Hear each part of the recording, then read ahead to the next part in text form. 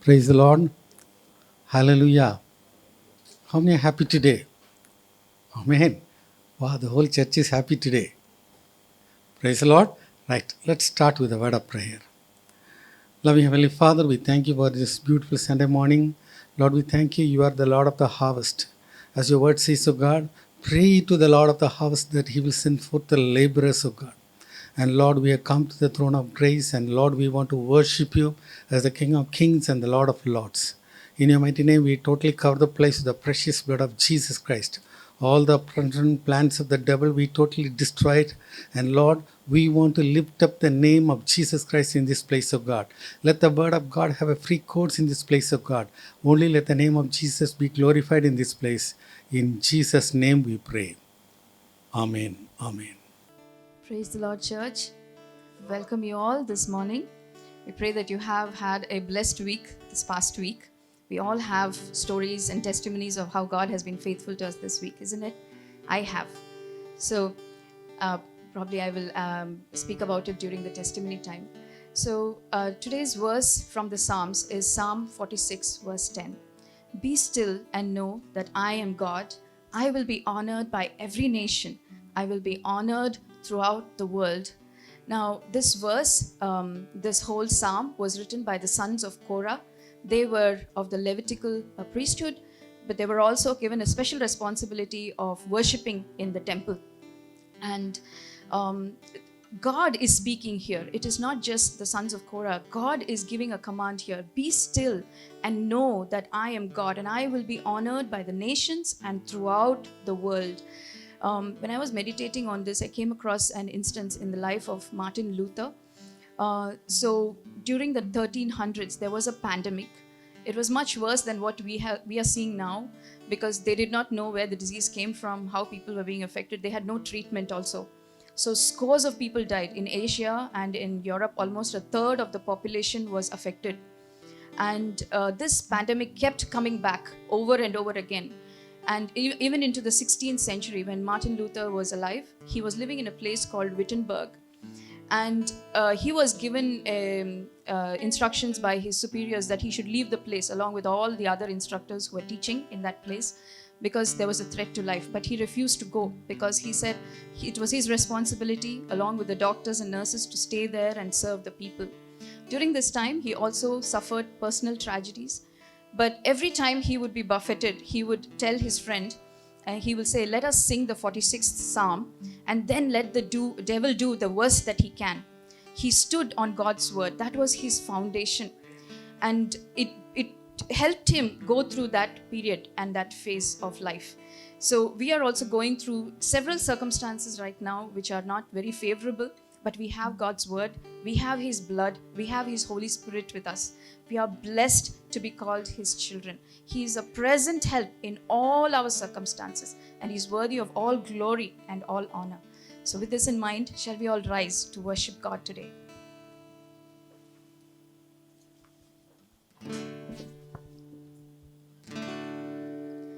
Nandevane, Nan Yesuve, Nenane, Preetisuve, Nandevane, Nan Yesuve, Nenane, Preetisuve.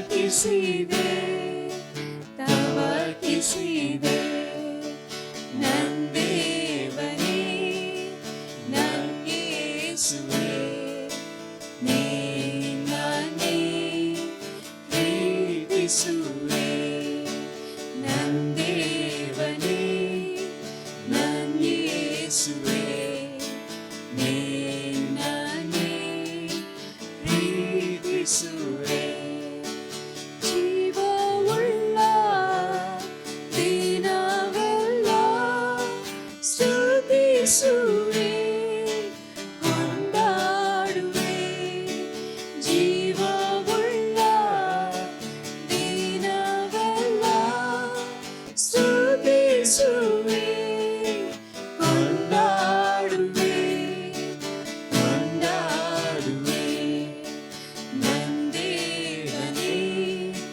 ನಂಗೇಸುವೆ ನಿನ್ನನ್ನೇ ಪ್ರೀತಿಸುವೆ ನಂದೇವನೇ ನಂಗೇಸುವೆ ನಿನ್ನನ್ನೇ ಪ್ರೀತಿಸುವೆ ಜೊತೆಗಾರನೇ ಆಶ್ರಯವೇ ನಿನ್ನೆರಳಲ್ಲಿ ಹರ್ಷಿಸುವೆ ಜೊತೆಗಾರನೇ ಆಶ್ರಯವೇ ನಿನ್ನೆರಳಲ್ಲಿ ಹರ್ಷಿಸುವೆ ಹರ್ಷಿಸುವೆ ನಂದೇವನೇ ನಂಗೇಸುವೆ ನಿನ್ನನ್ನೇ ಪ್ರೀತಿಸುವೆ ನಂದೇವನೇ ನಂಗೇಸುವೆ ನಿನ್ನನ್ನೇ ಪ್ರೀತಿಸುವೆ ಜೀವವುಳ್ಳ ದಿನವೆಲ್ಲ ಸ್ತುತಿಸುವೆ ಕೊಂಡಾಡುವೆ ಜೀವವುಳ್ಳ ದಿನವೆಲ್ಲ ಸ್ತುತಿಸುವೆ ಕೊಂಡಾಡುವೆ ಕೊಂಡಾಡುವೆ ನಂದೇವನೇ ನಂಗೇಸುವೆ ನಿನ್ನನ್ನೇ ಪ್ರೀತಿಸುವೆ ನಂದೇವನೇ ನಂಗೇಸುವೆ ನಿನ್ನನ್ನೇ ಪ್ರೀತಿಸುವೆ ಜೊತೆಗಾರನೇ ಆಶ್ರಯವೇ ನಿನ್ನೆರಳಲ್ಲಿ ಹರ್ಷಿಸುವೆ ಜೊತೆಗಾರನೇ ಆಶ್ರಯವೇ ನಿನ್ನೆರಳಲ್ಲಿ ಹರ್ಷಿಸುವೆ ಹರ್ಷಿಸುವೆ ನಂದೇವನೇ ನಂಗೇಸುವೆ ನಿನ್ನನ್ನೇ ಪ್ರೀತಿಸುವೆ ನಂದೇವನೇ ನಂಗೇಸುವೆ ನಿನ್ನನ್ನೇ ಪ್ರೀತಿಸುವೆ ನಂದೇವನೇ ನಂಗೇಸುವೆ ನಿನ್ನನ್ನೇ ಪ್ರೀತಿಸುವೆ ನಂದೇವನೇ ನಂಗೇಸುವೆ ನಿನ್ನನ್ನೇ ಪ್ರೀತಿಸುವೆ ನಿನ್ನನ್ನೇ ಪ್ರೀತಿಸುವೆ ನಿನ್ನನ್ನೇ ಪ್ರೀತಿಸುವೆ Our loving Father in heaven, Father God, we come with thankful hearts, O Lord God. We thank you, O Lord, that you love us, God. In all our circumstances, O Lord, you are seated on the throne, O God. We thank you, Father, for nothing will shake us, O God, because you are on the throne, my Father. thank you, O Lord, for Jesus, our Emmanuel God, the way, the truth, and the life, O Lord. In Him we are founded, my Father. In Him we are founded, O God. This is our hope, O Lord.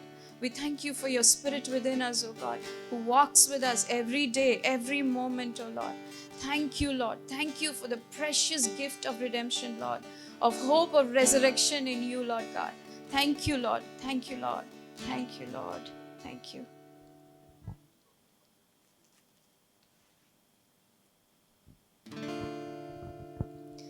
ರಕ್ತಕೋಟೆಯೊಳಗೆ ನಾ ಬಂದಿರುವೆ, ನನಗೇನು ಭಯವಿಲ್ಲ, ಯಾವ ಕೇಡು ಬಳಿ ಬರದು. ರಕ್ತಕೋಟೆಯೊಳಗೆ ನಾ ಬಂದಿರುವೆ, ನನಗೇನು ಭಯವಿಲ್ಲ, ಯಾವ ಕೇಡು ಬಳಿ ಬರದು. ಯೇಸುವಿನ ರಕ್ತ ನನ್ನ ಮೇಲೆ, ಸೈತಾನ ಬಳಿ ಬರನು. ಯೇಸುವಿನ ರಕ್ತ ನನ್ನ ಮೇಲೆ, ಸೈತಾನ ಬಳಿ ಬರನು. ಶಿಲುಬೆಯ ಮೇಲೆ ಬಲಿಯಾದ, ಪಾಪವ ಜಯಿಸಿರುವ, ಶಿಲುಬೆಯ ಮೇಲೆ ಬಲಿಯಾದ,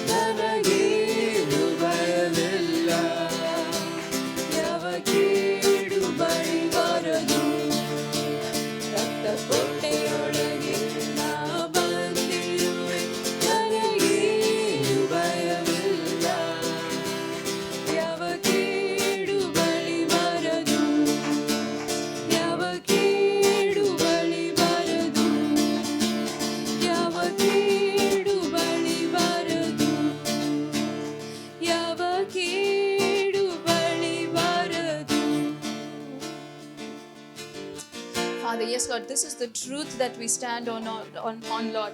Your shed blood on the cross, Lord God, that covers us even now, Lord God. Your blood speaks a better word over us, O Lord, than all other sacrifices, my Father. Thank you, Lord, for your blood. Thank you, Lord, for your blood. Yes, Lord, we confess and we encourage ourselves, O Lord, because we are covered by your blood, O Lord God. We stand as righteous before the throne of grace. Thank you, Lord Jesus, for your blood. Thank you, Lord. You are our foundation, Lord. We will not be shaken. No weapon, O Lord, formed against us will prosper, Lord. No weapon that is formed against your people will prosper. Thank you for your word, O God. Thank you, Lord. Thank you, Lord. Thank you, Lord. Thank you, Lord Jesus.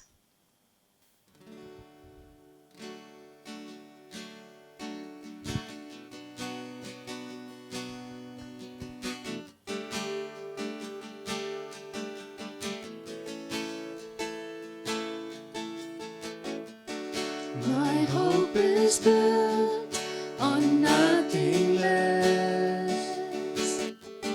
than Jesus' blood and righteousness. I dare not trust the sweetest frame, but wholly trust in Jesus' name.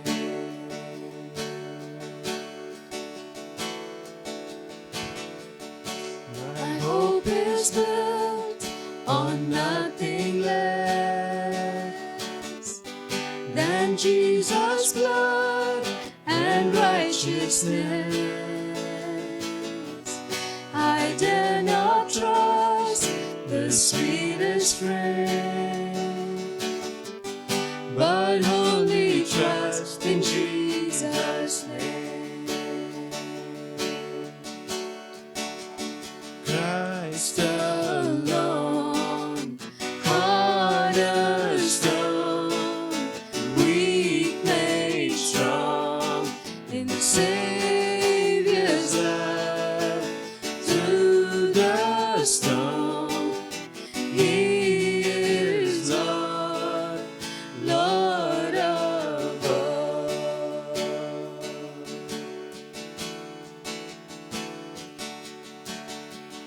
When darkness seems to hide His face, I trust on His unchanging grace.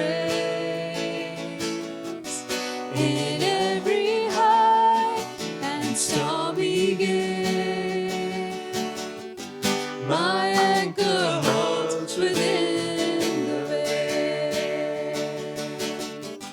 My anchor holds within the veil.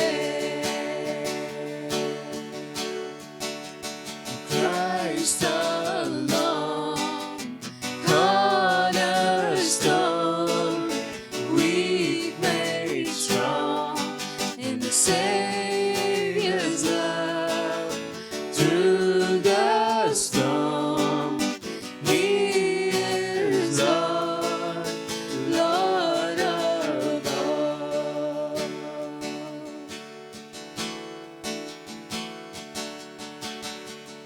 When darkness seems to hide His face, I rest on His unchanging grace. In every high and stormy gale, my anchor holds within the veil. My anchor holds within the veil. Christ alone, cornerstone,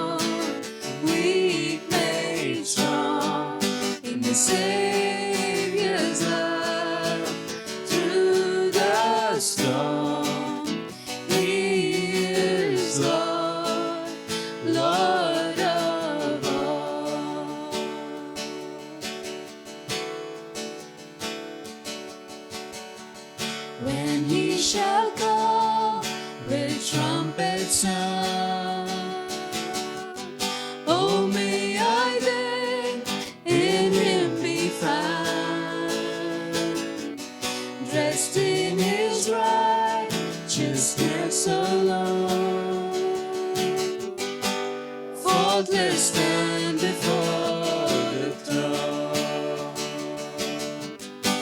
Faultless stand before the throne. Christ alone, cornerstone, weak made strong in the Savior's love. Through the storm, He is our Lord of all. Christ alone, cornerstone, weak made strong in the Savior's love. Through the storm, He is our Lord of all.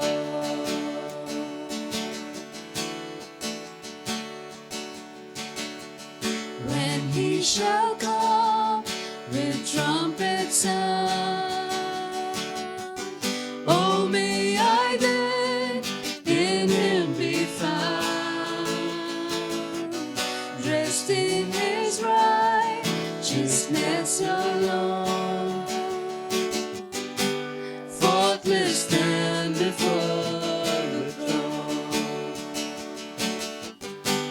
Faultless stand before the throne.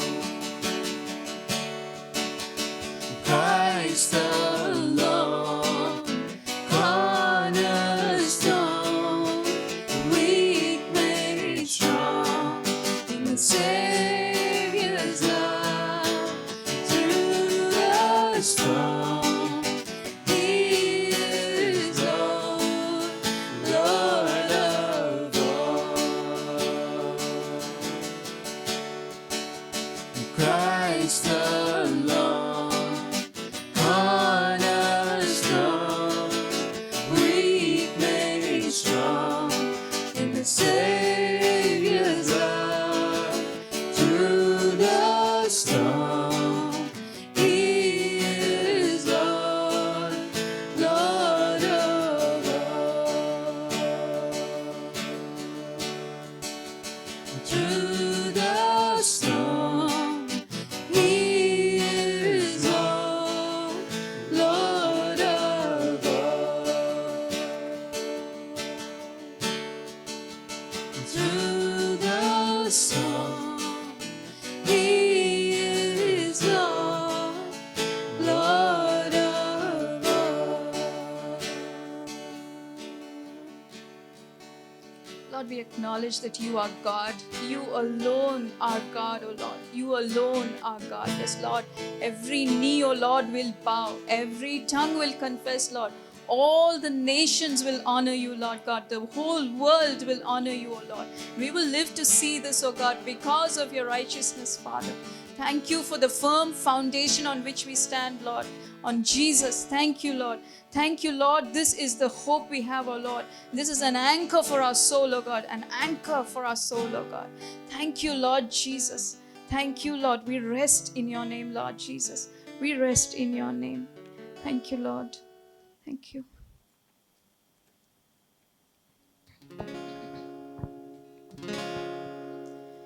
You were the Word at the beginning, one with God the Lord Most High.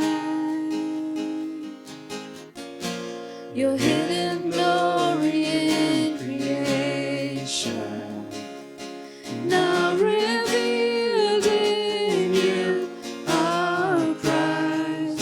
What a beautiful name it is! What a beautiful name it is! The name of Jesus Christ, my King. What a beautiful name it is! Nothing compares to this. What a beautiful name it is! The name of Jesus. You were the Word at the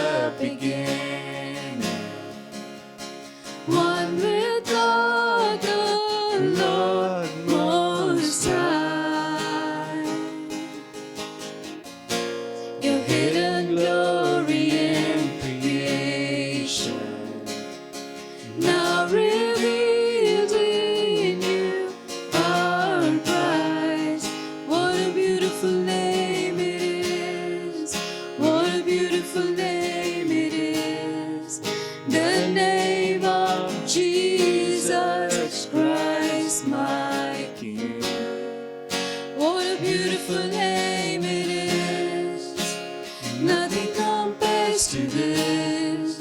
What a beautiful name it is, the name of Jesus. You chose to leave heaven to save us. Into our broken world came down. Your sin was great, your love was greater. What could separate us now? What a wonderful name it is. What a wonderful name it is. The name of Jesus Christ, my King. What a wonderful name it is. Nothing compares to this.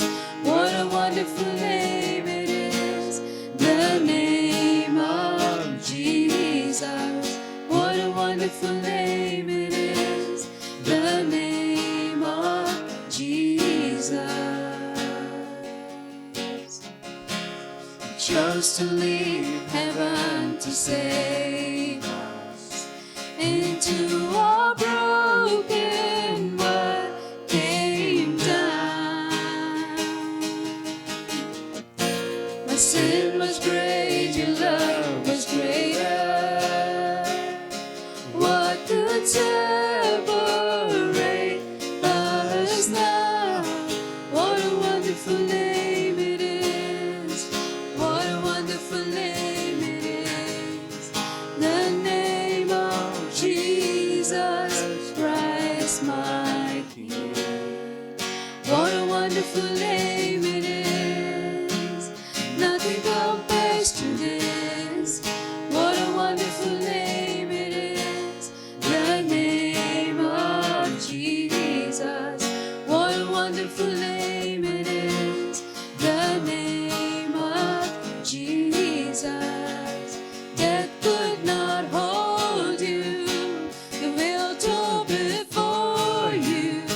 You silenced the voice of sin and grave.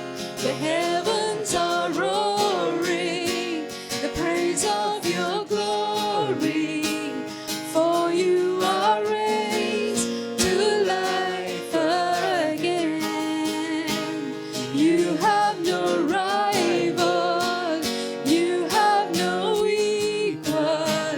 Now and forever, God, you reign. Yours is the kingdom, yours is the glory, yours is the name above all names. What a powerful name it is. What a powerful name it is. The name of Jesus Christ, my King. What a powerful name it is. Nothing can stand against. What a powerful name it is. The name of Jesus. You have no rival. You have no equal. Now and forever, God, you reign. For yours is the kingdom. Yours is the glory. Yours is the name above all names. What a powerful name it is. What a powerful name it is. The name of Jesus Christ, my King. What a powerful name it is. Nothing can stand against. What a powerful name it is. The name of Jesus. What a powerful name it is. The name of Jesus. What a powerful name it is. The name of Jesus. powerful name, O Lord, is your name, O Lord. Every authority, every power in heaven, on earth, and under the earth bows to you, Lord Jesus. You alone are God. Your name is exalted above all. As your word says, O God, be still and know that I am God, and every nation will honor me. Every nation around the world, the whole world throughout will honor me.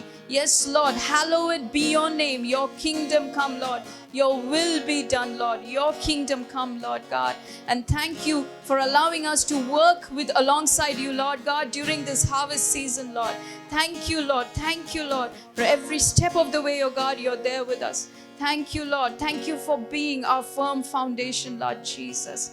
Thank you, Lord. We bless your name. All glory and all honor is yours alone. Lift up your voice, church, and worship the Lord. Worship the Lord. He is worthy of praise and glory and honor. Thank you, Lord Jesus. Thank you, Lord Jesus. Thank you, Lord Jesus. Thank you, Lord. Thank you, Lord. Thank you, Lord. Thank you, Lord. Thank you, Lord, for carrying us through this time of worship, Lord.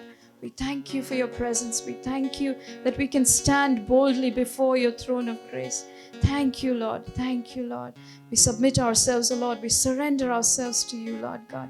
Have your way in us, O Lord. Have your way in us and have your way in this place, O Lord God.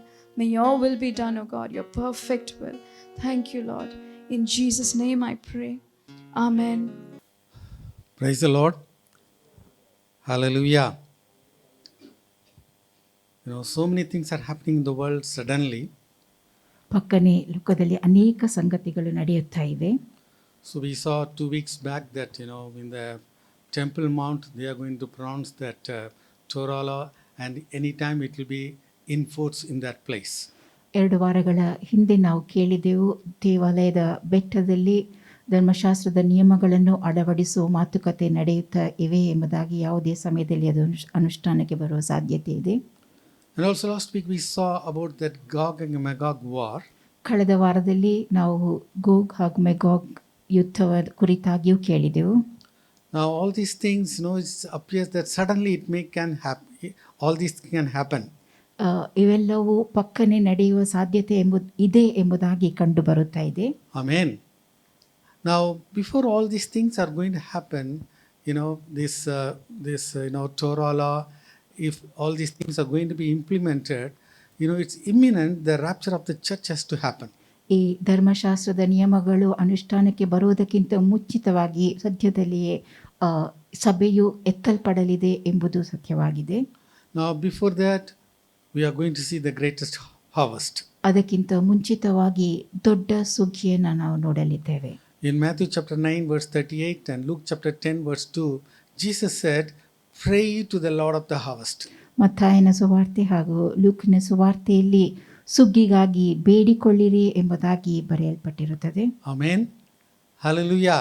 So these days we have come to a time that we have to pray for the harvest. ಸುಗ್ಗಿಗಾಗಿ ಪ್ರಾರ್ಥಿಸುವ ಸಮಯಕ್ಕೆ ನಾವು ಬಂದವರಾಗಿದ್ದೇವೆ. Hallelujah.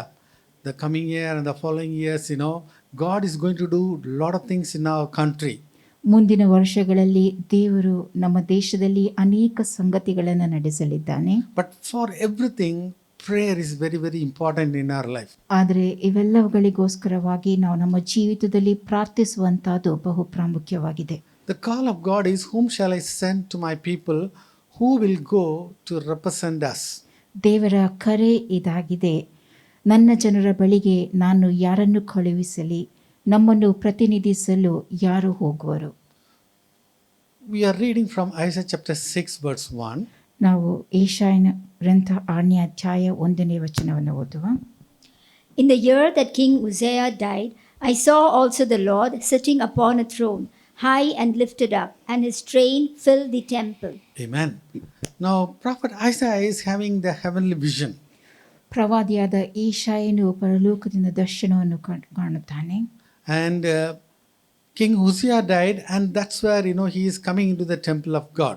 ಅರಸನಾದ ಉಜ್ಜಿಯನು ಸತ್ತು ಹೋಗಿದ್ದನು, ಆ ಕಾರಣದಿಂದ ಆತನು ದೇವರ ಆಲಯಕ್ಕೆ ಬರುತ್ತಾನೆ. Some of the Bible experts are saying that yes, for Isaiah all the provision was coming from King Uzziah.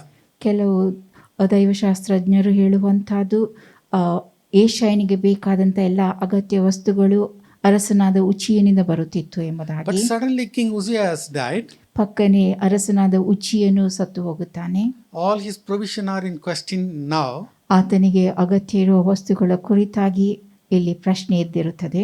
And he is coming into the temple of God. ಆ ಕಾರಣದಿಂದಾಗಿ ಆತನು ಆ ದೇವಾಲಯಕ್ಕೆ ಬರುತ್ತಾನೆ. And he is seeing the Lord sitting upon the throne, ಅಲ್ಲಿ ದೇವರು ಸಿಂಹಾಸನ ರೂಢನಾಗಿರುವಂತಹದನ್ನು ಆತನು ಕಾಣುತ್ತಾನೆ. highly lifted up, ಉನ್ನತೋನ್ನತನಾಗಿ. and his train filled the temple. ಮತ್ತು ಆತನು ವಸ್ತ್ರದ ನಿರಿಗೆಯು ಮಂದಿರದಲ್ಲೆಲ್ಲ ಹರಡಿತ್ತು. Now this is what we read in Isaiah chapter 6. ಇದನ್ನು ನಾವು ಏಷಾಯ ಅಧ್ಯಾಯ 6ರಲ್ಲಿ ನೋಡುತ್ತೇವೆ. But already prophet Isaiah is prophesying in the first 5 chapters. ಆದರೆ ಪ್ರವಾದಿಯಾದ ಏಷಾಯನು ಮೊದಲ 5 ಅಧ್ಯಾಯಗಳಲ್ಲಿ ಅದನ್ನು ಪ್ರವಾದಿಸಿರುತ್ತಾನೆ. So he has been very hard upon the people. ಆತನು ಜನರನ್ನು ಕಠಿಣವಾಗಿ ನಡೆಸುತ್ತಾನೆ. In fact, Isaiah chapter 5, more than 6 times it says that, woe unto them. Yeshaya 5ನೇ ಅಧ್ಯಾಯದಲ್ಲಿ 6ಕ್ಕಿಂತಲೂ ಹೆಚ್ಚು ಬಾರಿ ಅಯ್ಯೋ ಅವರ ಗತಿಯನ್ನು ಏನು ಹೇಳಲಿ ಎಂಬುದಾಗಿ ಬರೆಯಲ್ಪಟ್ಟಿದೆ. Isaiah chapter 5 verse 20, let's read. Yeshaya 5 ವಚನ 20 ಓದುವ. Woe unto them that call evil good and good evil, that put darkness for light and light for darkness, that put bitter for sweet and sweet for bitter. Yes, when Isaiah starts, he says, woe unto them. ಏಷಾಯನು ಆರಂಭಿಸುವಾಗ ಅಯ್ಯೋ ಅವರ ಗತಿಯನ್ನು ಏನೆಂದು ಹೇಳಲಿ ಎಂಬುದಾಗಿ ಪ್ರಾರಂಭಿಸುತ್ತಾನೆ. Let's read verse 5:21. Yeshaya 5:21. Woe unto them that are wise in their own eyes and prudent in their own sight. Again, Isaiah chapter 5 verse 22. Yeshaya 5:22. Woe unto them that are mighty to drink wine and men of strength to mingle strong drink. Not only that, some more things are there in chapter 5. We can see there immediately he looks at somebody and says, woe unto them. 5ನೇ ಅಧ್ಯಾಯದಲ್ಲಿ ಇನ್ನೂ ಹೆಚ್ಚಿನ ಸಂಗತಿಗಳು ಬರೆಯಲ್ಪಟ್ಟಿವೆ. ಅವರನ್ನು ಕಂಡು ಆತನು ಹೇಳುವಂತಹದ್ದು ಅಯ್ಯೋ ಅವರ ಗತಿಯನ್ನು ಏನೆಂದು ಹೇಳಲಿ ಎಂಬುದಾಗಿ. Yes, he is a prophet called by God. He is prophesying.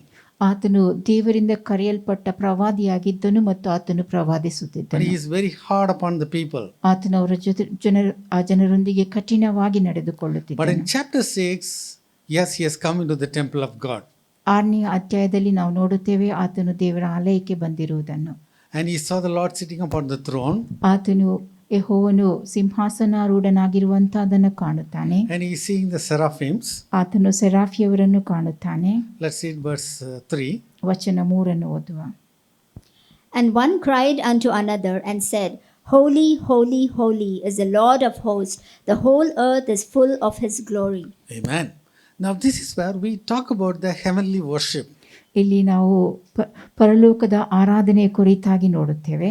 It says that one cried unto another. ಒಬ್ಬನು ಮತ್ತೊಬ್ಬನಿಗೆ ಹೀಗೆ ಕೂಗಿ ಹೇಳಿದನು ಎಂಬುದಾಗಿ ಇದು ತಿಳಿಸುತ್ತದೆ. Amen. It doesn't say that, they are just simply singing. ಸರಳವಾಗಿ ಅವರು ಹಾಡುತ್ತಿದ್ದರು ಎಂಬುದಾಗಿ ಅದು ತಿಳಿಸುತ್ತಾ ಇಲ್ಲ. Their praise and worship was very, very intense. ಅವರ ಸ್ತುತಿ ಆರಾಧನೆ ಅದು ಬಹು ತೀವ್ರತೆಯುಳ್ಳದಾಗಿತ್ತು. They are crying with all their might. ಅವರು ತಮ್ಮೆಲ್ಲಾ ಶಕ್ತಿಯಿಂದ ಕೂಗಿ ಹೇಳುತ್ತಿದ್ದರು. Hallelujah. And they are crying out, holy, holy, holy is the Lord of hosts. ಅವರು ಸೇನಾಧೀಶ್ವರನಾದ ಯೆಹೋವನು ಪರಿಶುದ್ಧನು ಪರಿಶುದ್ಧನು ಪರಿಶುದ್ಧನು ಎಂಬುದಾಗಿ ಕೂಗಿ ಹೇಳುತ್ತಿದ್ದರು. And when they cried and worshipped God, what happened? ಅವರು ಆ ರೀತಿಯಾಗಿ ಕೂಗಿ ದೇವರನ್ನ ಸ್ತುತಿಸಿ ಆರಾಧಿಸುತ್ತಿದ್ದಾಗ ಏನು ನಡೆಯಿತು? The post of the door moved. ಅಲ್ಲಿಯ ದ್ವಾರದ ಶಬ್ದ ಅಸ್ತಿವಾರವು ಕದಲಿತು. Amen. Hallelujah. The door is shaken up. ಅಲ್ಲಿ ಬಾಗಲು ಅಲುಗಾಡುವುದನ್ನು ನಡುಗುವುದನ್ನು ನಾವು ನೋಡುತ್ತೇವೆ. That is the worship we are seeing in heaven.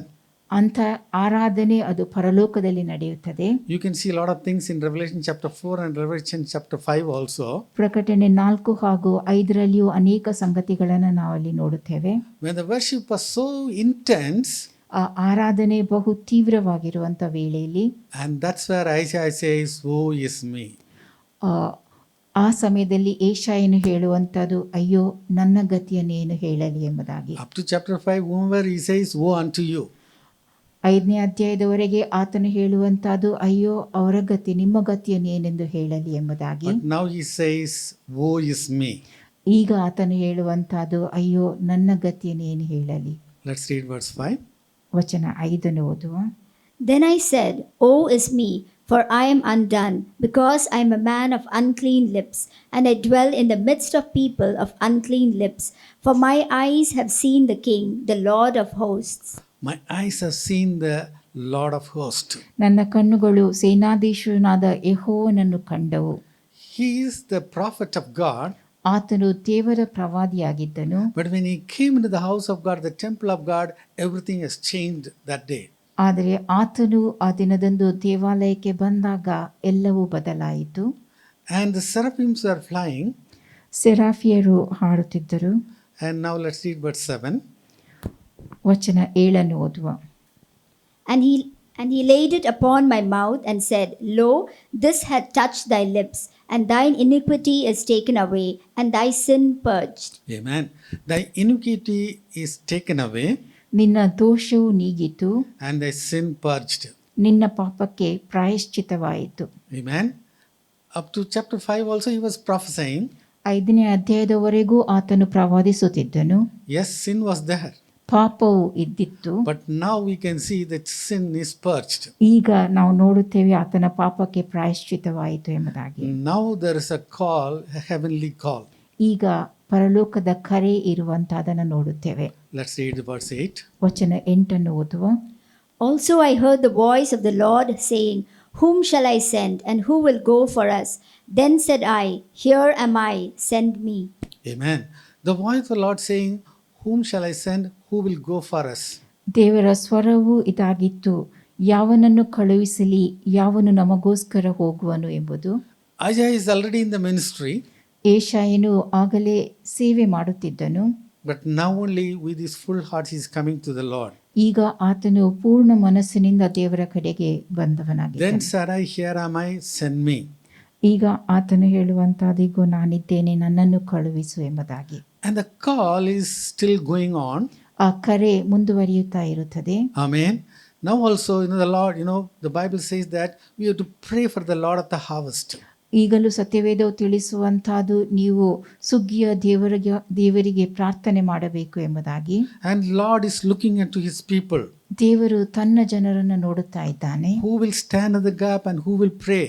ಯಾರು ಒಡಕಿನಲ್ಲಿ ನಿಂತು ಪ್ರಾರ್ಥಿಸುತ್ತಾರೆ ಎಂಬುದಾಗಿ. So we have 140 crores of people in India.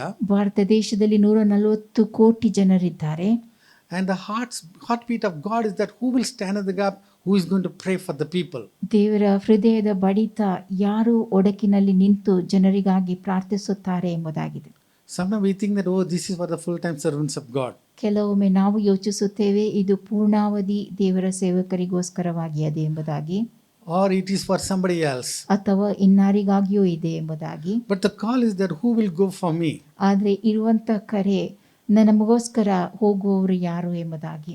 So quickly we'll see 3 examples from the Bible. ಸತ್ಯವೇದದಿಂದ ನಾವು ಬೇಗನೆ 3 ಉದಾಹರಣೆಗಳನ್ನು ನೋಡುವ. These are the people, they thought the call is not for them. ಈ ಜನರು ಭಾವಿಸಿಕೊಂಡಿದ್ದದ್ದು ಆ ಕರೆ ತಮಗಲ್ಲವೆಂಬುದಾಗಿ. They thought the call is for somebody else. ಅವರು ಭಾವಿಸಿದ್ದು ಆ ಕರೆ ಯಾರೋ ಬೇರೆಯವರಿಗಾಗಿ ಎಂಬುದಾಗಿ. The first thing what we have to do, for the revival, we have to pray. ಮೊದಲಾಗಿ ನಾವು ಮಾಡಬೇಕಾದುದು ಉಜ್ಜೀವನಕ್ಕಾಗಿ ಪ್ರಾರ್ಥಿಸುವಂತಹದ್ದು. Pray to the Lord of the harvest that he will send forth laborers. ಸುಗ್ಗಿಯ ದೇವರಿಗೆ ನಾವು ಕೆಲಸಗಾರರನ್ನು ಕಳುಹಿಸಿಕೊಡುವುದಕ್ಕಾಗಿ ಪ್ರಾರ್ಥಿಸಬೇಕು. And the laborers, then they will become the apostle, prophets and evangelists, and in the full, in all the full-time calling of God. ಆ ಸೇವಕರುಗಳು ಪ್ರವಾದಿಗಳಾಗುತ್ತಾರೆ, ಸುವಾರ್ತಿಕರಾಗುತ್ತಾರೆ, ಉಪದೇಶಿಗಳಾಗುತ್ತಾರೆ, ದೇವರ ಪೂರ್ಣಾವಧಿ ಸೇವಕರಾಗುತ್ತಾರೆ. So we are going to see the examples and we have to check ourselves. ನಾವು ಈ ಉದಾಹರಣೆಯನ್ನು ನೋಡಿ ನಮ್ಮನ್ನು ನಾವೇ ಪರೀಕ್ಷಿಸಿಕೊಳ್ಳಬೇಕು. Right, the first one is Nehemiah. ಮೊದಲನೆಯವನು ನೆಹೆಮೀಯನು. And the heading I have put is, Send me unto Judah that I will build Jerusalem. ಇದರ ಶಿರೋನಾಮೆ ಹೀಗಿದೆ, ಯೆರೂಸಲೇಮನ್ನು ತಿರುಗಿ ಕಟ್ಟುವುದಕ್ಕೋಸ್ಕರವಾಗಿ ನನ್ನನ್ನು ಯೆಹೂದ ದೇಶಕ್ಕೆ ಕಳುಹಿಸು. Now, Nehemiah is the king's cupbearer. ನೆಹೆಮೀಯನು ಅರಸನಿಗೆ ಪಾನವನ್ನು ಕೊಡುವವನಾಗಿದ್ದನು. He is in the Susan palace. ಆತನು ಶೂಸಾನ್ ಅರಮನೆಯಲ್ಲಿದ್ದನು. And if you technically ask him what is your job, he'll say I am in a government job. ಆ, ಆತನು ನೀವು ಪ್ರಶ್ನೆ ಕೇಳಿದ್ದಲ್ಲಿ ನಾನು ಸರಕಾರದ ಉದ್ಯೋಗದಲ್ಲಿದ್ದೇನೆ ಎಂಬುದಾಗಿ ಹೇಳಬಹುದು. or I am in the palace job. ನಾನು ಅರಮನೆಯ ಉದ್ಯೋಗದಲ್ಲಿದ್ದೇನೆ ಎಂಬುದಾಗಿಯೂ ಆತನು Please ಹೇಳಬಹುದು. don't disturb me for any of your personal needs. ನಿಮ್ಮ ವೈಯಕ್ತಿಕ ಅಗತ್ಯತೆಗಳಿಗೋಸ್ಕರವಾಗಿ ನನಗೆ ಉಪದ್ರ ಕೊಡಬೇಡಿ, I am not available. ನಾನು ಲಭ್ಯನಾಗಿಲ್ಲ. But the call has come to him. ಆದರೆ ಆತನಿಗೆ ಕರೆ ಬರುತ್ತದೆ. Let's read Nehemiah chapter 1 verse 1. Nehemiah 1ನೇ ಅಧ್ಯಾಯ 1ನೇ ವಚನವನ್ನು ಓದುವ. The words of Nehemiah the son of Hachaliah. And it came to pass in the month of Chislew, in the 20th year, as I was in Shushan the palace. Now, we have to understand what is that month talks about. ಆ ತಿಂಗಳಿನ ಕುರಿತಾಗಿ ಏನು ತಿಳಿಸಲ್ಪಟ್ಟಿದೆ ಎಂಬುದನ್ನು ನಾವು ತಿಳುಕೊಳ್ಳಬೇಕು. So these are all that, Hebrew words, Chislu and, Elul and so many other, names are mentioned in the Bible. ಸತ್ಯವೇದದಲ್ಲಿ ಬರೆಯಲ್ಪಟ್ಟ ತಿಂಗಳುಗಳ ಹೆಸರುಗಳು ಅವು ಇಬ್ರಿಯ ಪದಗಳಾಗಿವೆ. Now, the month of Chislu, it talks about November, December. ಈ ಮಾರ್ಗಶೀರ್ಷ ಮಾಸ ಅದು ನವೆಂಬರ್ ಡಿಸೆಂಬರ್ ತಿಂಗಳನ್ನು ತಿಳಿಸುತ್ತದೆ. So, while going back, now we'll talk about that later. ಇದರ ಕುರಿತಾಗಿ ನಾವು ಮತ್ತೆ ಕೇಳೋಣ. Right. Now let's come to verse 2. ವಚನ 2 ಓದುವ. Then Hanani, one of my brethren, came, he and certain men of Judah, and asked. And I asked them concerning the Jews that had escaped, which were left of the captivity, and concerning Jerusalem. Verse 3. And they said unto me, the remnant that are left of the captivity there in the province are in great affliction and reproach. The wall of Jerusalem also is broken down, and the gates thereof are burnt with fire. Now he is talking to Hanani. ಈಗ ಆತನು ಹನನ್ಯನೊಂದಿಗೆ ಮಾತನಾಡುತ್ತಾ ಇದ್ದಾನೆ. And some of the people, those who have gone to Jerusalem. ಕೆಲವರು ಅಲ್ಲಿ ಯೆರೂಸಲೇಮಿಗೆ ಹೋಗಿದ್ದವರು. And he is understanding the state of conditions in Jerusalem. ಯೆರೂಸಲೇಮಿನ ಪರಿಸ್ಥಿತಿ ಹೇಗಿದೆ ಎಂಬುದನ್ನು ಆತನು ತಿಳುಕೊಳ್ಳುತ್ತಾನೆ. People are in great affliction and reproach. ಅವರು ಅವಮಾನಕ್ಕೊಳಗಾಗಿದ್ದಾರೆ ಹಾಗೂ ಸಂಕಷ್ಟಕ್ಕೀಡಾಗಿರುತ್ತಾರೆ. And the wall of Jerusalem is totally broken down. ಮತ್ತು ಯೆರೂಸಲೇಮಿನ ಗೋಡೆಯು ಸಂಪೂರ್ಣವಾಗಿ ಮುರಿಯಲ್ಪಟ್ಟಿದೆ, ಕೆಡವಲ್ಪಟ್ಟಿದೆ. The NLT version says they are in great disgrace.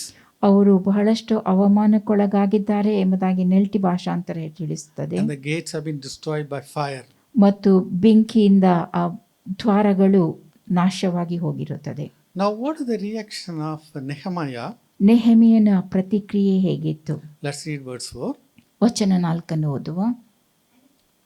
And it came to pass, when I heard these words, that I sat down and wept, and mourned certain days, and fasted, and prayed before the God of heaven.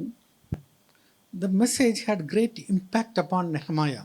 ಆ ವರ್ತಮಾನ ನೆಹೆಮಿಯ ಮೇಲೆ ಬಹಳಷ್ಟು ಪ್ರಭಾವವನ್ನು ಬೀರಿತ್ತು. He says, I sat down and wept. ನಾನು ನೆಲದ ಮೇಲೆ ಕೂತುಕೊಂಡು ಅತ್ತೆನು ಎಂಬುದಾಗಿ ಆತನು ಹೇಳುತ್ತಾನೆ. Mourned certain days and fasted. ಕೆಲವು ದಿವಸಗಳವರೆಗೂ ಶೋಕಿಸುತ್ತಾ ಉಪವಾಸ ಮಾಡಿದನು. But he didn't go to, Jerusalem. ಆತನು ಯೆರೂಸಲೇಮಿಗೆ ಹೋಗಿರಲಿಲ್ಲ. Who has gone there? ಅಲ್ಲಿಗೆ ಹೋಗಿದ್ದವರು ಯಾರು? Who has gone to Jerusalem? Hanani has gone. ಹನಾನಿಯನು ಹೋಗಿದ್ದನು. Hanani has seen everything, by his own eyesight. ಹನನಿಯನು ಎಲ್ಲವನ್ನು ತನ್ನ ಕಣ್ಣಿಂದ ನೋಡಿದ್ದನು.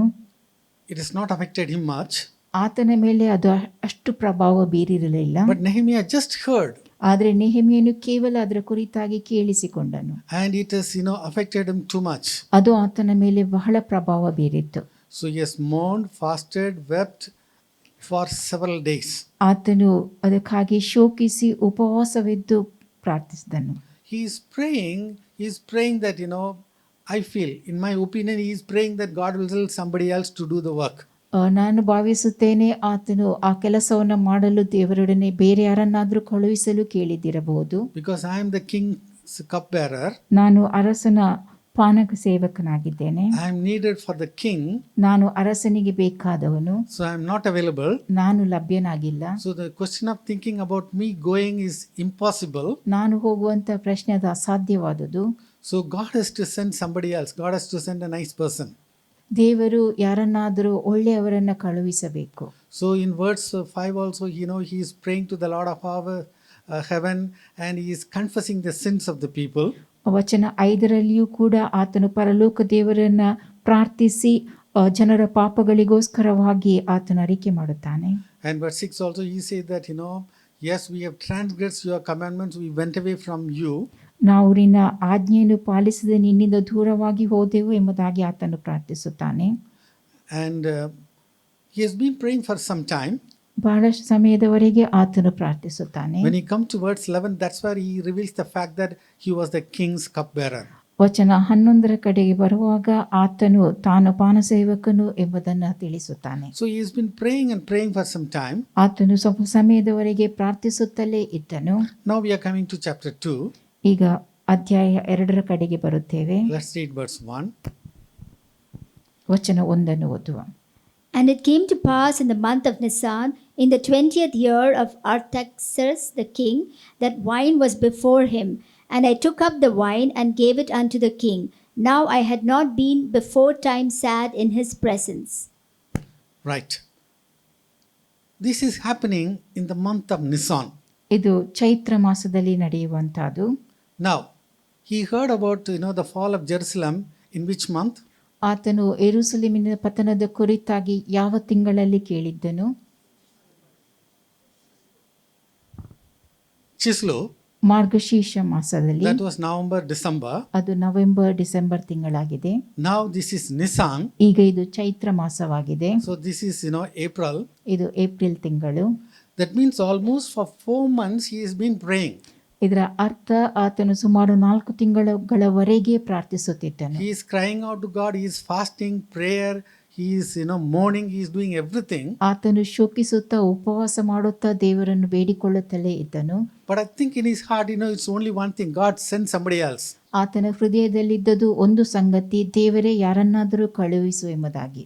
I am, very busy in the, king's palace. ನಾನು ಅರಸನ ಅರಮನೆಯಲ್ಲಿ ಬಹಳಷ್ಟು ಕಾರ್ಯನಿರತನಾಗಿದ್ದೇನೆ. Now why I am saying all these things? ನಾನು ಯಾಕೆ ಇವೆಲ್ಲವನ್ನ ಹೇಳುತ್ತಾ The ಇದ್ದೇನೆ? same thing you may be saying also. ಅದೇ ರೀತಿಯಾಗಿ ನೀವು ಕೂಡ ಹೇಳುತ್ತಿದ್ದಿರಬಹುದು. That there are so many people available, so many servants of God are available. You send them. ಅನೇಕ ದೇವ ಸೇವಕರು, ಅನೇಕ ಜನರು ಲಭ್ಯರಾಗಿದ್ದಾರೆ, ನೀನು ಅವರನ್ನು ಕಳುಹಿಸು ಎಂಬುದಾಗಿ. I am in a government job. ನಾನು ಸರಕಾರದ ಉದ್ಯೋಗದಲ್ಲಿದ್ದೇನೆ. I am in the university. ನಾನು ಯೂನಿವರ್ಸಿಟಿಯಲ್ಲಿ ಉದ್ಯೋಗದಲ್ಲಿದ್ದೇನೆ. I am not available. ನಾನು ಲಭ್ಯವಾಗಿಲ್ಲ. But one thing Nehemiah was doing, he was praying and praying. ಒಂದು ಸಂಗತಿ ನೆಹೆಮೀಯನು ಮಾಡುತ್ತಿದ್ದುದು, ಆತನು ಪ್ರಾರ್ಥಿಸುತ್ತಲೇ ಇದ್ದಿದ್ದು. For almost how many months he has prayed? ಆತನು ಎಷ್ಟು ತಿಂಗಳುಗಳ ಕಾಲ ಪ್ರಾರ್ಥಿಸುತ್ತಿದ್ದನು? 4 months. ಸುಮಾರು 4 ತಿಂಗಳುಗಳ ಕಾಲ. Praise God. This 4 months of prayer has totally changed him now. ದೇವರಿಗೆ ಸ್ತೋತ್ರ ಹೇಳೋಣ. ಈ 4 ತಿಂಗಳುಗಳ ಕಾಲದ ಪ್ರಾರ್ಥನೆ ಆತನನ್ನು ಸಂಪೂರ್ಣವಾಗಿ ಬದಲಾಯಿಸಿತು. Amen. Hallelujah. That is the power of prayer. ಇದು ಪ್ರಾರ್ಥನೆಯ ಬಲವಾಗಿದೆ. He was thinking, somebody else has to go. ಆತನು ಯೋಚಿಸುತ್ತಿದ್ದುದು ಯಾರಾದರೂ ಬೇರೆಯವರು ಹೋಗಬೇಕು ಎಂಬುದಾಗಿ. And suddenly, God is moving.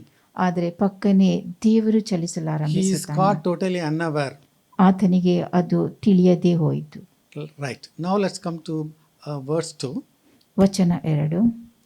Wherefore the king said unto me, Why is thy countenance sad, seeing thou art not sick? This is nothing else but sorrow of heart. Then I was very sore afraid. The king was a very clever king. ಅರಸನು ಬಹಳ ಜಾಣನಾಗಿದ್ದನು. Because they have put the confidential people for this work. ಈ ಕೆಲಸಕ್ಕಾಗಿ ಆತನು ಭರವಸೆಯುಳ್ಳ ಜನರನ್ನ ಇಟ್ಟಿದ್ದನು. So looking at his face, the king can discern certain things. ಆತನ ಮುಖವನ್ನು ನೋಡಿ ಅರಸನು ಕೆಲವೊಂದು ಸಂಗತಿಗಳನ್ನು ತಿಳುಕೊಳ್ಳುವುದು ಸಾಧ್ಯವಾಗಿತ್ತು. He is not happy. ಆತನು ಸಂತೋಷವಾಗಿರಲಿಲ್ಲ. He is having a sorrow of heart. ಮನೋವೇದನೆಯುಳ್ಳವನಾಗಿದ್ದನು. Now, it is not Nehemiah is trying to tell the king. ನೆಹೆಮೀಯನು ಅರಸನಿಗೆ ಏನು ಹೇಳಲು ಪ್ರಯತ್ನಿಸುತ್ತಿದ್ದಲ್ಲ. Because he has 4 months he has prayed. 4 ತಿಂಗಳುಗಳ ಕಾಲ ಆತನು ಪ್ರಾರ್ಥಿಸುತ್ತಿದ್ದನು. God is answering the prayer. ದೇವರು ಆ ಪ್ರಾರ್ಥನೆಗೆ ಉತ್ತರ ಕೊಡುವಂತಹದ್ದು. Amen. Hallelujah. Now king is asking, he has to answer. ಈಗ ಅರಸನು ಪ್ರಶ್ನಿಸುವಂತಾದು ಮತ್ತು ನೆಹೆಮಿಯನು ಉತ್ತರ ಕೊಡುವಂತಾದು. So he is saying that yes, my city is burnt, the gates, everything is consumed with the fire. ಈಗ ಆತನು ಹೇಳುವಂತಾದು, ನನ್ನ ಪಟ್ಟಣವು ಹಾಳಾಗಿ ಹೋಗಿ ಬಾಗಿಲುಗಳು ಬೆಂಕಿಯಿಂದ ಸುಟ್ಟು ಹೋಗಿವೆ ಎಂಬುದಾಗಿ. Now this is a very important verse 4. ವಚನ 4 ಬಹು ಪ್ರಾಮುಖ್ಯವಾದುದಾಗಿದೆ. Then the king said unto me, For what dost thou make request? So I pray to the God of heaven. Amen. What is your request? ಅರಸನು ಪ್ರಶ್ನಿಸುವಂತಾದು, ನಿನ್ನ ಅಪೇಕ್ಷೆ ಏನು ಎಂದು. By this time, he is moved by the power of God. ಈಗ ಆತನು ದೇವರ ಬಲದಿಂದ ಚಲಿಸುವವನಾಗಿದ್ದನು. He could have said, you send Hanani, ಆತನು ಹೇಳಬಹುದಾಗಿತ್ತು, ನೀನು ಹನಾನಿಯನ್ನ ಕಳುಹಿಸು or ಎಂಬುದಾಗಿ. you send some people to build the city of Jerusalem. ಯೆರೂಸಲೇಮನ್ನು ಕಟ್ಟುವುದಕ್ಕೋಸ್ಕರವಾಗಿ ಜನರನ್ನು ಕಳುಹಿಸು ಎಂಬುದಾಗಿ ಆತನು ಹೇಳಬಹುದು. So for this 4 months intense prayer has totally changed him now. ಆದರೆ ಈ 4 ತಿಂಗಳುಗಳ ಕಾಲದ ಆ ತೀವ್ರವಾದ ಪ್ರಾರ್ಥನೆ ಆತನನ್ನು ಸಂಪೂರ್ಣವಾಗಿ ಬದಲಾಯಿಸಿತ್ತು. I think without his knowledge, he accepted the invitation. ಆತನಿಗೆ ಅರಿವಿಲ್ಲದಂತೆಯೇ ಆ ಆಮಂತ್ರಣವನ್ನ ಆತನು ಸ್ವೀಕರಿಸಿದ್ದನು King is ಎಂಬುದಾಗಿ asking, ಭಾವಿಸುತ್ತೇನೆ. what is your request? ಅರಸನು ಪ್ರಶ್ನಿಸುವಂತಾದು, ನಿನ್ನ ಅಪೇಕ್ಷೆ ಏನು. Let's read verse 5. ವಚನ 5 ಓದುವ. And I said unto the king, If it please the king, and if thy servant have found favor in thy sight, that thou wouldest send me unto Judah, unto the city of my father's sepulchres, that I may build it. That I may build the city of Jerusalem. ಯೆರೂಸಲೇಮನ್ನು ನಾನು ತಿರುಗಿ ಕಟ್ಟಬೇಕು ಎಂಬುದಾಗಿ ಆತನು ಹೇಳುತ್ತಾನೆ. Amen. Hallelujah. Probably if you have thought about it, you would not have answered like this. ಆತನು ಅದರ ಕುರಿತಾಗಿ ಯೋಚಿಸುತ್ತಿದ್ದಲ್ಲಿ ಈ ರೀತಿಯಾಗಿ ಉತ್ತರ ಕೊಡುತ್ತಿರಲಿಲ್ಲವೇನೋ. He is standing before the king. ಆತನು ಅರಸನ ಮುಂದೆ ನಿಂತುಕೊಂಡಿದ್ದಾನೆ. And suddenly he has to think, and there it says that I pray to the Lord of heaven. ಆತನು ಪಕ್ಕನೆ ಯೋಚಿಸಿ, ನಾನು ಪರಲೋಕದ ದೇವರಿಗೆ ಪ್ರಾರ್ಥಿಸುತ್ತೇನೆ ಎಂಬುದಾಗಿ ಹೇಳಿತು. And the answer comes that I will go. ಮತ್ತು ಬಂದಂತ ಉತ್ತರ, ನಾನು ಹೋಗುತ್ತೇನೆ. I will go to build the city of Jerusalem. ಯೆರೂಸಲೇಮ್ ಪಟ್ಟಣವನ್ನು ತಿರುಗಿ ಕಟ್ಟುವುದಕ್ಕೋಸ್ಕರವಾಗಿ ನಾನು ಹೋಗುತ್ತೇನೆ. In fact, only Hanani has gone there. ಅಲ್ಲಿಗೆ ಹೋದವನು ಹನನೀಯನಾಗಿದ್ದನು. Hanani has seen everything. ಹನನೀಯನು ಎಲ್ಲವನ್ನು ನೋಡಿದ್ದನು. Yes, the call has come. ಹೌದು, ಕರೆ ಬಂದದೆ. Hanani should have responded. ಹನಾನಿಯು ಅದಕ್ಕೆ ಪ್ರತಿಕ್ರಿಯಿಸಬೇಕಾಗಿತ್ತು. But the call is accepted by Nehemiah. ಆದರೆ ಆ ಕರೆಯನ್ನು ನೆಹೆಮಿಯನು ಸ್ವೀಕರಿಸುತ್ತಾನೆ. Today also the call of God is that the same thing. Isaiah chapter 6 verse 8. Whom shall I send? ಇಂದು ಕೂಡ ಆ ಕರೆ ಅದೇ ಆಗಿರುತ್ತದೆ. ಯೆಶಾಯನ ಗ್ರಂಥದಲ್ಲಿ ಬರೆದಿರುವಂತಹದ್ದು, ನಾನು ಯಾರನ್ನು ಕಳುಹಿಸಲಿ ಎಂಬುದು. Today the important thing, God is saying that who will pray for the harvest? ಈಗ ದೇವರು ಹೇಳುವಂತ ಮುಖ್ಯ ವಿಷಯ, ಸುಗ್ಗಿಗೋಸ್ಕರವಾಗಿ ಯಾರು ಪ್ರಾರ್ಥಿಸುತ್ತಾರೆ ಎಂಬುದಾಗಿ. Amen.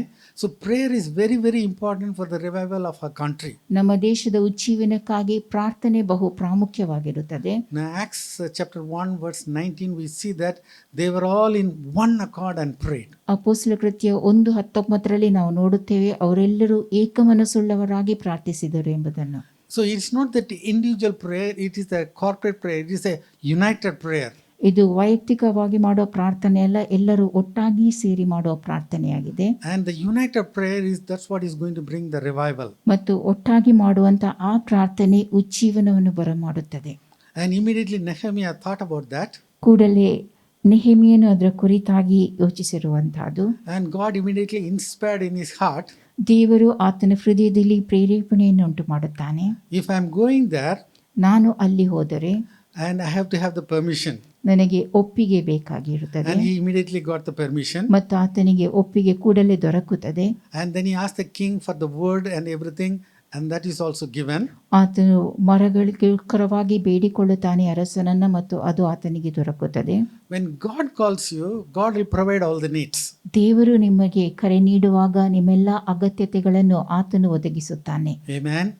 Hallelujah. So we have to keep on looking unto God, from whom the help is going to come. ನಮ್ಮ ಸಹಾಯವನ್ನು ಬರುವಂತ ದೇವರನ್ನೇ ನಾವು ದೃಷ್ಟಿಸಿ ನೋಡುತ್ತಿರುವವರಾಗಿರಬೇಕು. And that's why the psalmist says, my help comes from the Lord who had made the heavens and the earth. ಆ ಕಾರಣಕ್ಕಾಗಿಯೇ ಕೀರ್ತನೆಗಾರನು ಹೇಳುವಂತಹದ್ದು, ಭೂಮಿಯಾಕಾಶಗಳನ್ನುಂಟು ಮಾಡಿದ ಯೆಹೋವನಿಂದಲೇ ನನ್ನ ಸಹಾಯವು ಬರುವುದು ಎಂಬುದಾಗಿ. So with the calling, the provision is also fully paid up. ಆ ಕರೆ ಬಂದಾಗ ಬೇಕಾದಂತ ವಸ್ತುಗಳು ಕೂಡ ಒದಗಿ ಬರುತ್ತವೆ. So he went, he saw the governor, he gave the letters. ಆತನು ಹೋಗುತ್ತಾನೆ, ಅಧಿಕಾರಿಗಳಿಗೆ ಪತ್ರಗಳನ್ನು ತೋರಿಸುತ್ತಾನೆ. Now let's also think, immediately he accepted the invitation of God. He is going, and sometimes we think that there should not be any difficulty. ದೇವರ ಕರೆಗೆ ಒಪ್ಪಿಕೊಂಡು ಆತನು ಹೋಗುವಾಗ ನಾವು ಭಾವಿಸುವಂಥದ್ದು ಯಾವ ಅಡಚಣೆಗಳು ಬರಕೂಡದು ಎಂಬುದಾಗಿ. But then that's where we see a lot of difficulties are coming. ಆದರೆ ನಾವು ಅಲ್ಲಿ ನೋಡುವಂಥದ್ದು ಅನೇಕ ಕಷ್ಟಗಳು ಅಲ್ಲಿ ಬಂದೊದಗುವಂಥದ್ದು. Sanballat and Tobiah, they are coming head to destroy his plan. ಆತನ ಯೋಜನೆಯನ್ನು ನಾಶಗೊಳಿಸುವುದಕ್ಕಾಗಿ ಸನ್ಬಲ್ಲಟನು ಟೋಬಿಯನು ಬರುತ್ತಾರೆ. In verse 10 it says that it grieved them exceedingly.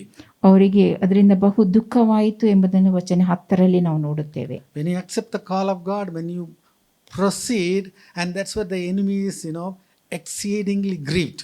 ನೀವು ದೇವರ ಕರೆಯನ್ನು ಸ್ವೀಕರಿಸಿ ಮುಂದುವರಿಯುವಾಗ ವೈರಿಯು ಹೊಟ್ಟೆಕಿಚ್ಚು ಪಟ್ಟುಕೊಳ್ಳುವಂತಾದನ್ನು ನೋಡುತ್ತೇವೆ. Not only he is going to come to fight with you face to face. ಆತನು ಮುಖಾಮುಖಿಯಾಗಿ ನಿಮ್ಮೊಂದಿಗೆ ಹೋರಾಡಲು ಬರುತ್ತಾನೆ. But the God who has called us is faithful. ಆದರೆ ಕರೆದಂಥ ದೇವರು ನಂಬಿಗಸ್ತನಾಗಿದ್ದಾನೆ. Amen. Hallelujah. What happened to Nehemiah? ನೆಹೆಮೀಯನೊಂದಿಗೆ ಏನು ನಡೆಯಿತು? Let's read verse 15. ವಚನ 15 ಓದುವ. So the wall was finished in the 25th day of the month of Elul, in 52 days. In 52 days the wall was completed. ಆ ಗೋಡೆಯು 52 ದಿನದೊಳಗಾಗಿ ಕಟ್ಟಲ್ಪಟ್ಟಿತು. Amen. Hallelujah. Like the call, when it was coming, Nehemiah thought it's for somebody else. ಆ ರೀತಿಯಾಗಿ ಕರೆ ಬರುವಾಗ ನೆಹೆಮೀಯನು ಭಾವಿಸಿದ್ದು ಅದು ಬೇರೆ ಯಾರಿಗೋ ಎಂಬುದಾಗಿ. But when the call comes, immediately he was not able to do anything. He was fasting, praying, he was crying. ಕರೆ ಬಂದಾಗ ಆತನು ಕೂಡಲೇ ಏನೂ ಮಾಡಲಾಗಲಿಲ್ಲ. ಆದರೆ ಕೂಡಲೇ ಆತನು ಉಪವಾಸ ಮಾಡಿ ಶೋಕಿಸುತ್ತಾ ವಿಜ್ಞಾಪನೆ ಮಾಡುತ್ತಾ ಇದ್ದಾನೆ. Today also we have the same call from God. ಇಂದು ನಮಗೂ ಕೂಡ ಅದೇ ರೀತಿಯ ಕರೆ ಇರುತ್ತದೆ. Who will go and who will represent me? ಯಾರು ಹೋಗುತ್ತಾರೆ, ನಮ್ಮನ್ನು ಯಾರು ಪ್ರತಿನಿಧಿಸುತ್ತಾರೆ? And the important thing, God wants us to first, you have to stand in the gap and pray. ಮೊದಲಾಗಿ ದೇವರು ನಮ್ಮಿಂದ ಅಪೇಕ್ಷಿಸುವಂತಹದ್ದು ಒಡಕಿನಲ್ಲಿ ನಿಂತು ನಾವು ಪ್ರಾರ್ಥಿಸುವವರಾಗಬೇಕೆಂಬುದು. Amen. God wants us to be a united prayer warrior. ಒಟ್ಟಾಗಿ ಸೇರುವ ಪ್ರಾರ್ಥನೆಯಲ್ಲಿ ನಾವು ಭಾಗವಹಿಸುವ ಪ್ರಾರ್ಥನಾ ವೀರರು ನಾವು ಆಗಬೇಕೆಂಬುದಾಗಿ ದೇವರು ಬಯಸುತ್ತಾನೆ. Now we'll go to the example of David. ದಾವೀದನ ಉದಾಹರಣೆನ ನಾವು ನೋಡುವ. So we are going to 1 Samuel chapter 17. 1 ಸಮುವೇಲ 17ನೇ ಅಧ್ಯಾಯ. Now the war is happening in the Elah valley. ಈ ಏಲ ಕಣಿವೆಯಲ್ಲಿ ಯುದ್ಧ ನಡೆಯುತ್ತದೆ. Now David is there. ಅಲ್ಲಿ ದಾವೀದನಿರುತ್ತಾನೆ. David has 3 elder brothers. ದಾವೀದನಿಗೆ 8 elder brothers. 8 ಹಿರಿಯ ಸಹೋದರರಿರುತ್ತಾರೆ. And the 3 were in the army. ಅವರಲ್ಲಿ 3 ಸೇನೆಯಲ್ಲಿರುತ್ತಾರೆ. And the first one is called Eliab. ಮೊದಲನೆಯವನು ಎಲಿಯಾಬನಾಗಿದ್ದನು. And David was the youngest. ದಾವೀದನು ಕಿರಿಯವನಾಗಿದ್ದನು. So Eliab is the eldest. ಹಿರಿಯವನು ಎಲಿಯಾಬನಾಗಿದ್ದನು. What could be their age difference? ಅವರ ಪ್ರಾಯದಲ್ಲಿ ಎಷ್ಟು ವರ್ಷ ವ್ಯತ್ಯಾಸವಿದ್ದಿರಬಹುದು? I am asking you to make a guess. That's all. 13 ವರ್ಷ. 13, 15 or 16 it could be. 13, 15 ಅಥವಾ 16 ಇದ್ದಿರಬಹುದು. If your elder brother is 15 years older than you, ನಿಮ್ಮ ಹಿರಿಯ ಸಹೋದರನು ನಿಮಗಿಂತ 15 ವರ್ಷ ಹಿರಿಯವನಾಗಿದ್ದಲ್ಲಿ how will he treat you? ಅವರು ಯಾವ ರೀತಿಯಾಗಿ ನಿಮ್ಮನ್ನ ನೋಡುತ್ತಾರೆ? No, he'll be your protection. ನಿಮ್ಮನ್ನು ಕಾಪಾಡುವವರಾಗಿರುತ್ತಾರೆ. He will all the time protect you. ಎಲ್ಲಾ ಸಮಯದಲ್ಲಿ ಅವರು ನಿಮ್ಮನ್ನು ಕಾಪಾಡುತ್ತಾರೆ. Oh, my youngest brother. ನನ್ನ ಕಿರಿಯ ಸಹೋದರ ಎಂಬುದಾಗಿ. And some of you, they never had brothers, so they are not able to even think like that. ನಿಮ್ಮಲ್ಲಿ ಕೆಲವರಿಗೆ ಸಹೋದರರಿಲ್ಲದ ನಿಮಿತ್ತ ಅದನ್ನು ಯೋಚಿಸುವುದು ನಿಮಗೆ ಸಾಧ್ಯವಾಗುವುದಿಲ್ಲ. The brother is supposed to protect you. ಸಹೋದರನು ನಿಮ್ಮನ್ನು ಕಾಪಾಡಬೇಕು. But what did the brother do? We'll see now. ಆದರೆ ಇಲ್ಲಿ ಸಹೋದರನು ಏನು ಮಾಡುತ್ತಾನೆ ಎಂಬುದನ್ನು ನಾವು ನೋಡೋಣ. Now, where is David? ದಾವೀದನು ಎಲ್ಲಿರುತ್ತಾನೆ? Verse 15 it says he is in Bethlehem. ವಚನ 15 ಹೇಳುತ್ತದೆ ಆತನು ಬೆತ್ಲೆಹೇಮಿನಲ್ಲಿದ್ದನು So ಎಂಬುದಾಗಿ. father told him, you have to take provisions to your brothers. ನಿನ್ನ ಸಹೋದರರಿಗೆ ಏನು ಬೇಕಾಗಿದೆಯೋ ಅದನ್ನು ನೀನು ತೆಗೆದುಕೊಂಡು ಹೋಗಬೇಕೆಂಬುದಾಗಿ ದಾವೀದನ ತಂದೆ ಆತನಿಗೆ ತಿಳಿಸುತ್ತಾನೆ. Now please understand, he is not going to fight in the war. ಆತನು ಯುದ್ಧದಲ್ಲಿ ಹೋರಾಡುವುದಕ್ಕೆ ಹೋಗುವುದಲ್ಲ. 3 of his elder brothers are there. ಆತನ 3 ಹಿರಿಯ ಸಹೋದರರು ಅಲ್ಲಿರುತ್ತಾರೆ. So father is moved and he is telling the youngest fellow, take the provision and give it to them. ತಂದೆಯು ಕಿರಿಯವನಾದ ತನ್ನ ಮಗನಿಗೆ ಹೇಳಿರುವಂತಹದ್ದು ಸಹೋದರರಿಗೆ ಬೇಕಾದಂಥ ಸಂಗತಿಗಳನ್ನು ನೀನು ತೆಗೆದುಕೊಂಡು ಹೋಗು ಎಂಬುದಾಗಿ. So now from Bethlehem he is going to the Elah valley. ಆತನು ಬೆತ್ಲೆಹೆಮಿನಿಂದ ಏಲ ಕಣಿವೆಗೆ ಹೋಗುತ್ತಾನೆ. Right, now let's come to verse 20. ವಚನ 20. And David rose up early in the morning and left the sheep with the keeper and took and went as Jesse had commanded him, and he came to the trench as the host was going forth to the fight and shouted for the battle. Amen. David rose up early in the morning. ದಾವೀದನು ಮರುದಿನ ಬೆಳಿಗ್ಗೆ ಎದ್ದನು. Everybody say, David rose up early in the morning. Once again. Now substitute David's name, your name. I can't hear your name. Amen. Right. Now he has come to the Elah valley, that trench he has come. ಆತನು ಈಲ ಕಣಿವೆಗೆ ಬಂದಿದ್ದನು. And the host were making, shouting for the battle, and he is there. ಅಲ್ಲಿ ಯುದ್ಧಕ್ಕಾಗಿ ಕರೆ ಬಂದಂಥ ವೇಳೆಯಲ್ಲಿ ಆತನು ಅಲ್ಲಿದ್ದನು. When did he start? ಆತನು ಯಾವಾಗ ಆರಂಭಿಸಿದ್ದನು? He started early in the morning.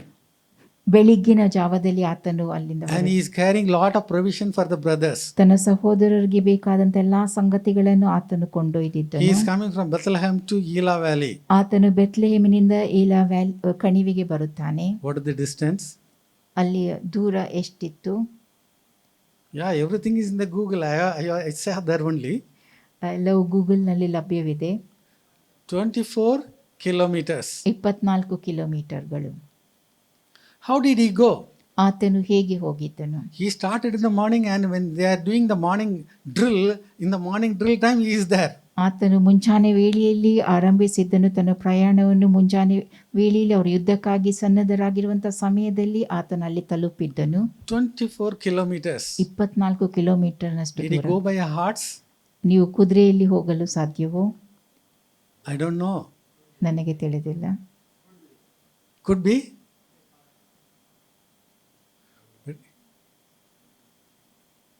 We don't know. Or he reached there the next day morning. ಅದು ನಮಗೆ ತಿಳಿದಿಲ್ಲ. ಒಂದು ವೇಳೆ ಆತನು ಮರುದಿನ ಮುಂಜಾನೆಯಲ್ಲಿ ಆತನು ಅಲ್ಲಿ ತಲುಪಿದ್ದಿರಬಹುದು. But he is full of zeal. ಆತನು ಬಹಳಷ್ಟು ಆಸಕ್ತಿಯುಳ್ಳವನಾಗಿದ್ದನು. Because he wanted to see the battle. ಆತನ ಆ ಯುದ್ಧವನ್ನು ನೋಡಲು ಬಯಸಿದ್ದನು. So the Israel, soldiers are coming and they are shouting for the battle. Israel ಸೈನ್ಯವು ಬಂದು ಯುದ್ಧಕ್ಕಾಗಿ ಕೂಗುತ್ತಾರೆ, ಘೋಷಣೆ ಮಾಡುತ್ತಾರೆ. And he is seeing everything. ಎಲ್ಲವನ್ನು ಆತನು ನೋಡುತ್ತಾನೆ. And I want you to notice the word here. They shouted for the battle. ಇಲ್ಲಿ ನೀವು ಇದನ್ನು ಗಮನಿಸಬೇಕೆಂಬುದಾಗಿ ನಾನು ಭಾವಿಸುತ್ತೇನೆ. ಅವರು ಯುದ್ಧಕ್ಕಾಗಿ ಕೂಗುವುದನ್ನು. These are the Israeli soldiers. ಇವರು ಇಸ್ರೇಲಿನ ಸೈನಿಕರಾಗಿದ್ದರು. And NLT says that they were making battle cries. ಯುದ್ಧಕ್ಕಾಗಿ ಕೂಗುತ್ತಿದ್ದರು ಎಂಬುದನ್ನು NLT ಭಾಷಾಂತರ ಹೇಳುತ್ತದೆ. And Message Bible says they were shouting war cry. Message ಭಾಷಾಂತರ ಅದು ಯುದ್ಧಕ್ಕಾಗಿ ಹೋರಾಡುವುದನ್ನು ತಿಳಿಸುತ್ತದೆ. Amen. They are shouting. ಅವರು ಘೋಷಣೆ ಮಾಡುವಂತಹದ್ದು, ಕೂಗುವುದು. Now Israeli army, the Philistine army, both are there. ಇಸ್ರೇಲಿಯರು ಫಿಲಿಸ್ಟಿಯರು ಅಲ್ಲಿರುತ್ತಾರೆ. Now he is coming to his brethren. ಈಗ ಆತನು ತನ್ನ ಸಹೋದರರ ಬಳಿ ಬರುತ್ತಾನೆ.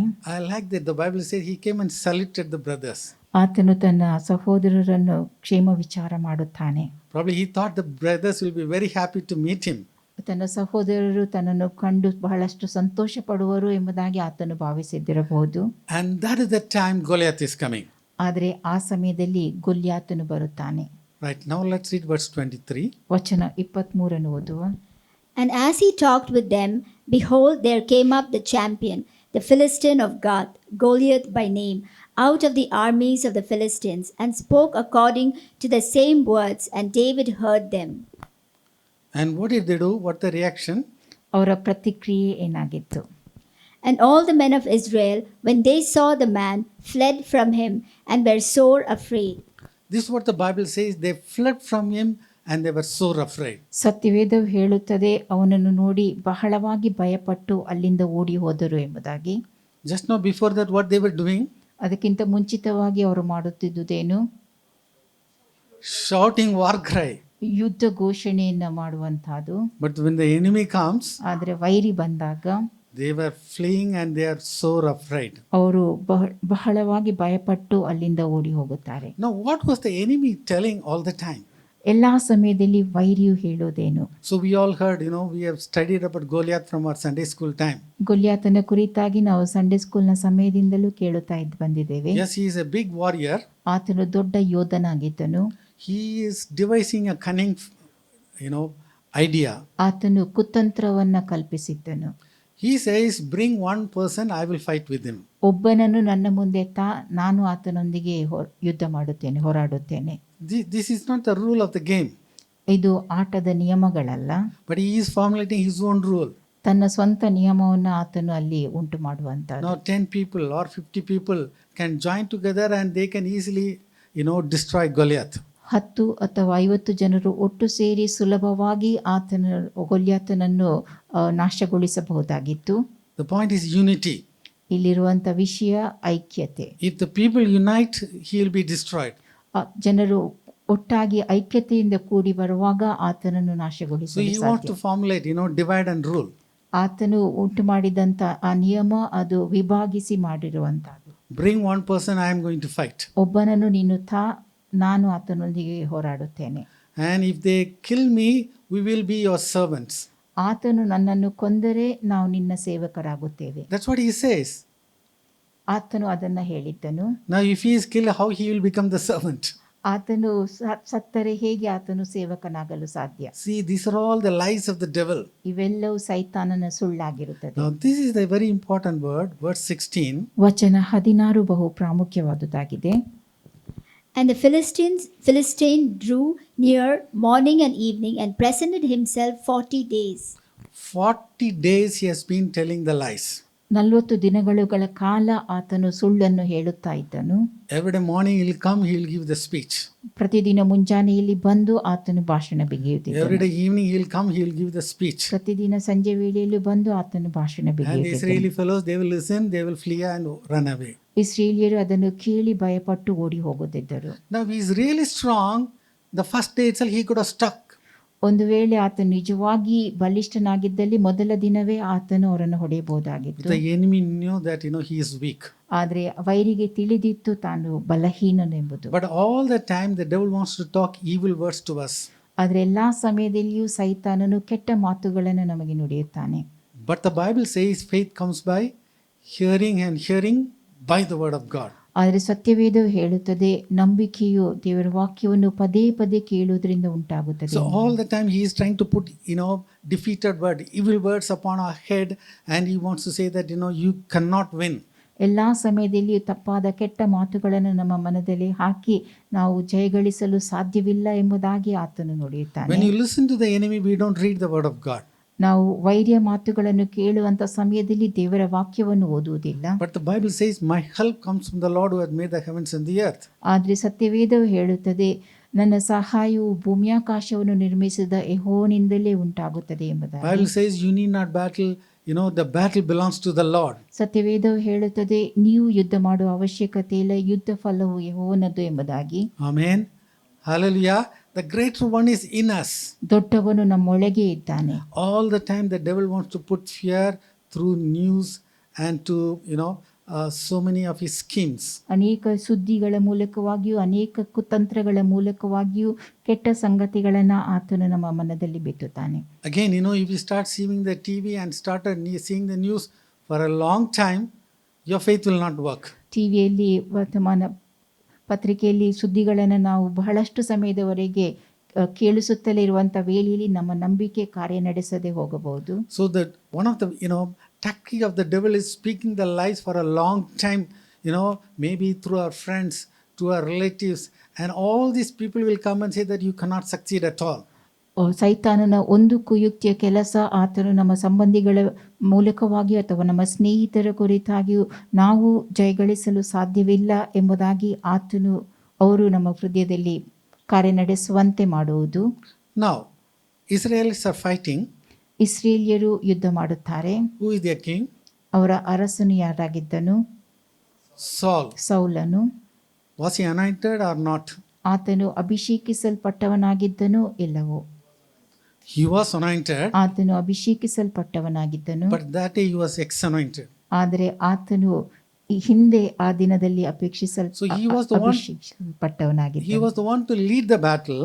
ಆತನು ಯುದ್ಧವನ್ನು ನಡೆಸುವ ನಾಯಕನಾಗಬೇಕಾಗಿತ್ತು. So he knew anointing and all those things, but he is ex-anointed now. ಆದರೆ ಆ ಅಭಿಷೇಕದ ಕುರಿತಾಗಿ ಆತನು ತಿಳಿದವನಾಗಿದ್ದನು. ಆದರೆ ಆ ಸಮಯದಲ್ಲಿ ಆತನು ಹಿಂದೆ ಅಭಿಷೇಕಿಸಲ್ಪಟ್ಟವನಾಗಿದ್ದನು. And that is why 40 days he allowed his people to listen to all that Goliath was saying. ಆ ಕಾರಣದಿಂದಾಗಿ ಆತನು ತನ್ನ ಜನರು 40 ದಿನಗಳ ಕಾಲ ಆ ಗೊಲ್ಯಾತನು ಏನು ಹೇಳುತ್ತಿದ್ದನೋ ಅದನ್ನು ಕೇಳುವಂತೆ ಬಿಟ್ಟು ಬಿಟ್ಟಿದ್ದನು. There is not even one person to listen to the word of God there. ಆ ದೇವರ ಸ್ವರವನ್ನು ಕೇಳಲು ಅಲ್ಲಿ ಒಬ್ಬನೂ ಇದ್ದಿರಲಿಲ್ಲ. And David didn't come to fight. He gave, bring the provision for his brothers. ಇಲ್ಲಿ ದಾವೀದನು ಯುದ್ಧ ಮಾಡುವುದಕ್ಕಾಗಿ ಬಂದಿರಲಿಲ್ಲ, ತನ್ನ ಸಹೋದರರ ಅವಶ್ಯಕತೆಗಳನ್ನು ಒದಗಿಸಿಕೊಡುವುದಕ್ಕಾಗಿ ಅಲ್ಲಿ ಬಂದಿದ್ದನು. But while he was taking care of the sheep in the wilderness, he had a great encounter with God. ಆದರೆ ಆತನು ಅರಣ್ಯದಲ್ಲಿ ಆ ಕುರಿಗಳನ್ನು ಕಾಯುತ್ತಿದ್ದಂಥ ವೇಳೆಯಲ್ಲಿ ದೇವರನ್ನು ಆತನು ಸಂಧಿಸಿದ್ದನು. He understood the anointing. ಆ ಅಭಿಷೇಕದ ಕುರಿತಾಗಿ ಆತನು ತಿಳಿದವನಾಗಿದ್ದನು. Let's read verse 26. ವಚನ 26 ಓದುವ. And David spake to the men that stood by him, saying, What shall be done to the man that killeth this Philistine, and taketh away the reproach from Israel? For who is this uncircumcised Philistine, that he should defy the armies of the living God? He is asking a very important question. ಇಲ್ಲಿ ಒಂದು ಮುಖ್ಯ ಪ್ರಶ್ನೆಯನ್ನು ಆತನು ಪ್ರಶ್ನಿಸುತ್ತಾನೆ. Who is this uncircumcised Philistine? ಈ ಸುನ್ನತಿ ಇಲ್ಲದ ಫಿಲಿಸ್ಟಿಯನು ಎಷ್ಟರವನು ಯಾರು? So he knew that the anointing makes all the difference. ಆ ಅಭಿಷೇಕ ಎಲ್ಲಾ ವ್ಯತ್ಯಾಸವನ್ನು ಉಂಟು ಮಾಡುತ್ತದೆ ಎಂಬುದನ್ನು ಆತನು ಬಲ್ಲವನಾಗಿದ್ದನು. And because of the anointing, he is able to rise up in his situation. ಆ ಅಭಿಷೇಕದ ನಿಮಿತ್ತವಾಗಿ ಆ ಪರಿಸ್ಥಿತಿಯಲ್ಲಿ ಆತನ ಪರಿಸ್ಥಿತಿಯಲ್ಲಿ ಆತನು ಎದ್ದು ಬರಲು ಸಾಧ್ಯವಾಗಿತ್ತು. Now his words have been rehearsed with everybody. ಆತನ ಆ ಮಾತುಗಳು ಎಲ್ಲರಲ್ಲಿ ಕಾರ್ಯ ನಡೆಸುತ್ತದೆ. But his elder brother now, he is speaking to him. ಈಗ ಆತನ ಹಿರಿಯ ಸಹೋದರನಾದ ಎಲಿಯಾಬನು ಆತನೊಂದಿಗೆ ಮಾತನಾಡುತ್ತಾನೆ. He has to, welcome his younger brother because he has come all 24 kilometers walked and came. ಆತನ ಕಿರಿಯ ಸಹೋದರನು 24 ಕಿಲೋಮೀಟರ್ನಷ್ಟು ದೂರದಿಂದ ನಡೆದು ಬಂದಿದ್ದನು. ಆತನನ್ನು ಎಲಿಯಾಬನು ಆಮಂತ್ರಿಸಬೇಕಾಗಿತ್ತು. But what is he saying? ಆದರೆ ಆತನು ಹೇಳುವುದೇನು? He is looking at David and said, I know your pride, your naughtiness of the heart. ಆತನು ದಾವೀದನನ್ನು ನೋಡಿ ಹೇಳುವಂತದ್ದು, ನಿನ್ನ ಸೊಕ್ಕು ತುಂಟತನವು ನನಗೆ ಗೊತ್ತದೆ ಎಂಬುದಾಗಿ. When you obey the call of God, the opposition will come from the close people. ನೀವು ದೇವರ ಕರೆಗೆ ವಿಧೇಯರಾದಾಗ ವಿರೋಧವು ನಿಮ್ಮ ಸಮೀಪದವರಿಂದಲೇ ಬರುತ್ತದೆ. And opposition is so devastating that you may try to run away. ವಿರೋಧವು ನಾಶಗೊಳಿಸುವಂತಹದ್ದಾಗಿರುತ್ತದೆ, ಹಾನಿಯುಂಟು ಮಾಡುವಂತಹದ್ದಾಗಿರುತ್ತದೆ. ನೀವು ಓಡಿ ಹೋಗಲು ಬಯಸುತ್ತೀರಿ. But the name of the Lord is a strong tower. ಆದರೆ ದೇವರ ಯೇಸುವಿನ ನಾಮ ಅದು ಬಲವಾದ ಬುರುಜಾಗಿದೆ. Amen. Hallelujah. Right. Now let's come to verse 31. ವಚನ 31 ಓದುವ. And when the words were heard which David spake, they rehearsed them before Saul, and he sent for him. The words of David was rehearsed before Saul. ದಾವೀದನ ಮಾತುಗಳು ಸೌಲನಿಗೆ ತಿಳಿಸಲ್ಪಟ್ಟವು. Now all the people have been listening to the words. ಎಲ್ಲರೂ ಆ ಮಾತುಗಳನ್ನು ಕೇಳುತ್ತಿದ್ದರು. Now morning till evening, every day 40 days they have been listening to Goliath. 40 ದಿನಗಳ ಕಾಲ ಮುಂಜಾನೆ ವೇಳೆಯಲ್ಲೂ ಸಂಜೆ ವೇಳೆಯಲ್ಲೂ ಗೊಲ್ಯಾತನ ಮಾತುಗಳನ್ನು ಜನರು ಕೇಳುತ್ತಿದ್ದರು. So all is a negative news. ಎಲ್ಲವೂ ನಕಾರಾತ್ಮಕವಾದ ಸುದ್ದಿಗಳಾಗಿದ್ದವು. But one man's anointed words is totally changing the battle. ಆದರೆ ಒಬ್ಬನ ಅಭಿಷೇಕಿಸಲ್ಪಟ್ಟಂತ ಮಾತುಗಳು ಅಲ್ಲಿ ವ್ಯತ್ಯಾಸವನ್ನು ಉಂಟು ಮಾಡುತ್ತದೆ, ಬದಲಾವಣೆಯನ್ನು ಉಂಟು ಮಾಡುತ್ತದೆ. He said, "Who is this uncircumcised Philistine?" ಈ ಸುನ್ನತಿಯಿಲ್ಲದ ಫಿಲಿಸ್ಟಿಯನು ಯಾರು ಎಂಬುದಾಗಿ ಆತನು ಹೇಳಿದ್ದನು. The words are going very fast into the army camp. ಆ, ಆ, ಈ ಪಾಳೆಯದಲ್ಲಿ ಆತನ ಮಾತುಗಳು ಬಹಳ ವೇಗವಾಗಿ ಮುಂದೆ ಸಾಗುತ್ತದೆ. And Saul called him. ಮತ್ತು ಸೌಲನು ಆತನನ್ನು ಕರೆಯಿಸುತ್ತಾನೆ. And now before Saul, what is David saying? ಸೌಲನ ಮುಂದೆ ದಾವೀದನು ಹೇಳುವುದೇನು? Verse 32. ವಚನ 32. And David said to Saul, "Let no man's heart fail because of him. Thy servant will go and fight with this Philistine." Amen. He said, "Let no man's heart fail because of him." ದಾವೀದನು ಹೇಳುವಂತಾದು, ಆ ಫಿಲಿಸ್ಟಿನ ನಿಮಿತ್ತವಾಗಿ ಯಾವನು ಎದೆಗೆಡಬಾರದು. Thy servant will go and fight with the Philistine. ನಿನ್ನ ಸೇವಕನಾದ ನಾನು ಹೋಗಿ ಆ ಫಿಲಿಸ್ಟಿನೊಂದಿಗೆ ಯುದ್ಧ ಮಾಡುವೆನು. So the call of God is coming to all the people. ದೇವರ ಕರೆ ಎಲ್ಲಾ ಜನರಿಗೆ ಬಂದಿರುತ್ತದೆ. Young people, old people, all different kinds of people. ಯೌವನಸ್ಥರು, ಪ್ರಾಯಸ್ಥರು, ಹಿರಿಯರು, ಎಲ್ಲಾ ತರನಾದ ಜನರಿಗೂ. Now David, he was not even called as a warrior that day. ಇಲ್ಲಿ ದಾವೀದನು ಆ ದಿನದಲ್ಲಿ ಯುದ್ಧವೀರನೆಂಬುದಾಗಿ ಕರೆಯಲ್ಪಟ್ಟಿರಲಿಲ್ಲ. So this is how the young children, they are going to do great things in the coming great revival. ಈ ರೀತಿಯಾಗಿ ಯವನಸ್ಥರು ಬರಲಿರುವ ಉಜ್ಜೀವನದಲ್ಲಿ ವಿಶೇಷವಾದ ಕಾರ್ಯವನ್ನು ನಡೆಸಲಿದ್ದಾರೆ. But the bottom line is, it is the anointing of God. ಎಲ್ಲಿರುವ ಮುಖ್ಯ ವಿಷಯ ಅದು ದೇವರ ಅಭಿಷೇಕವಾಗಿದೆ. So that is why it's very important. These are the days we have to keep on praying.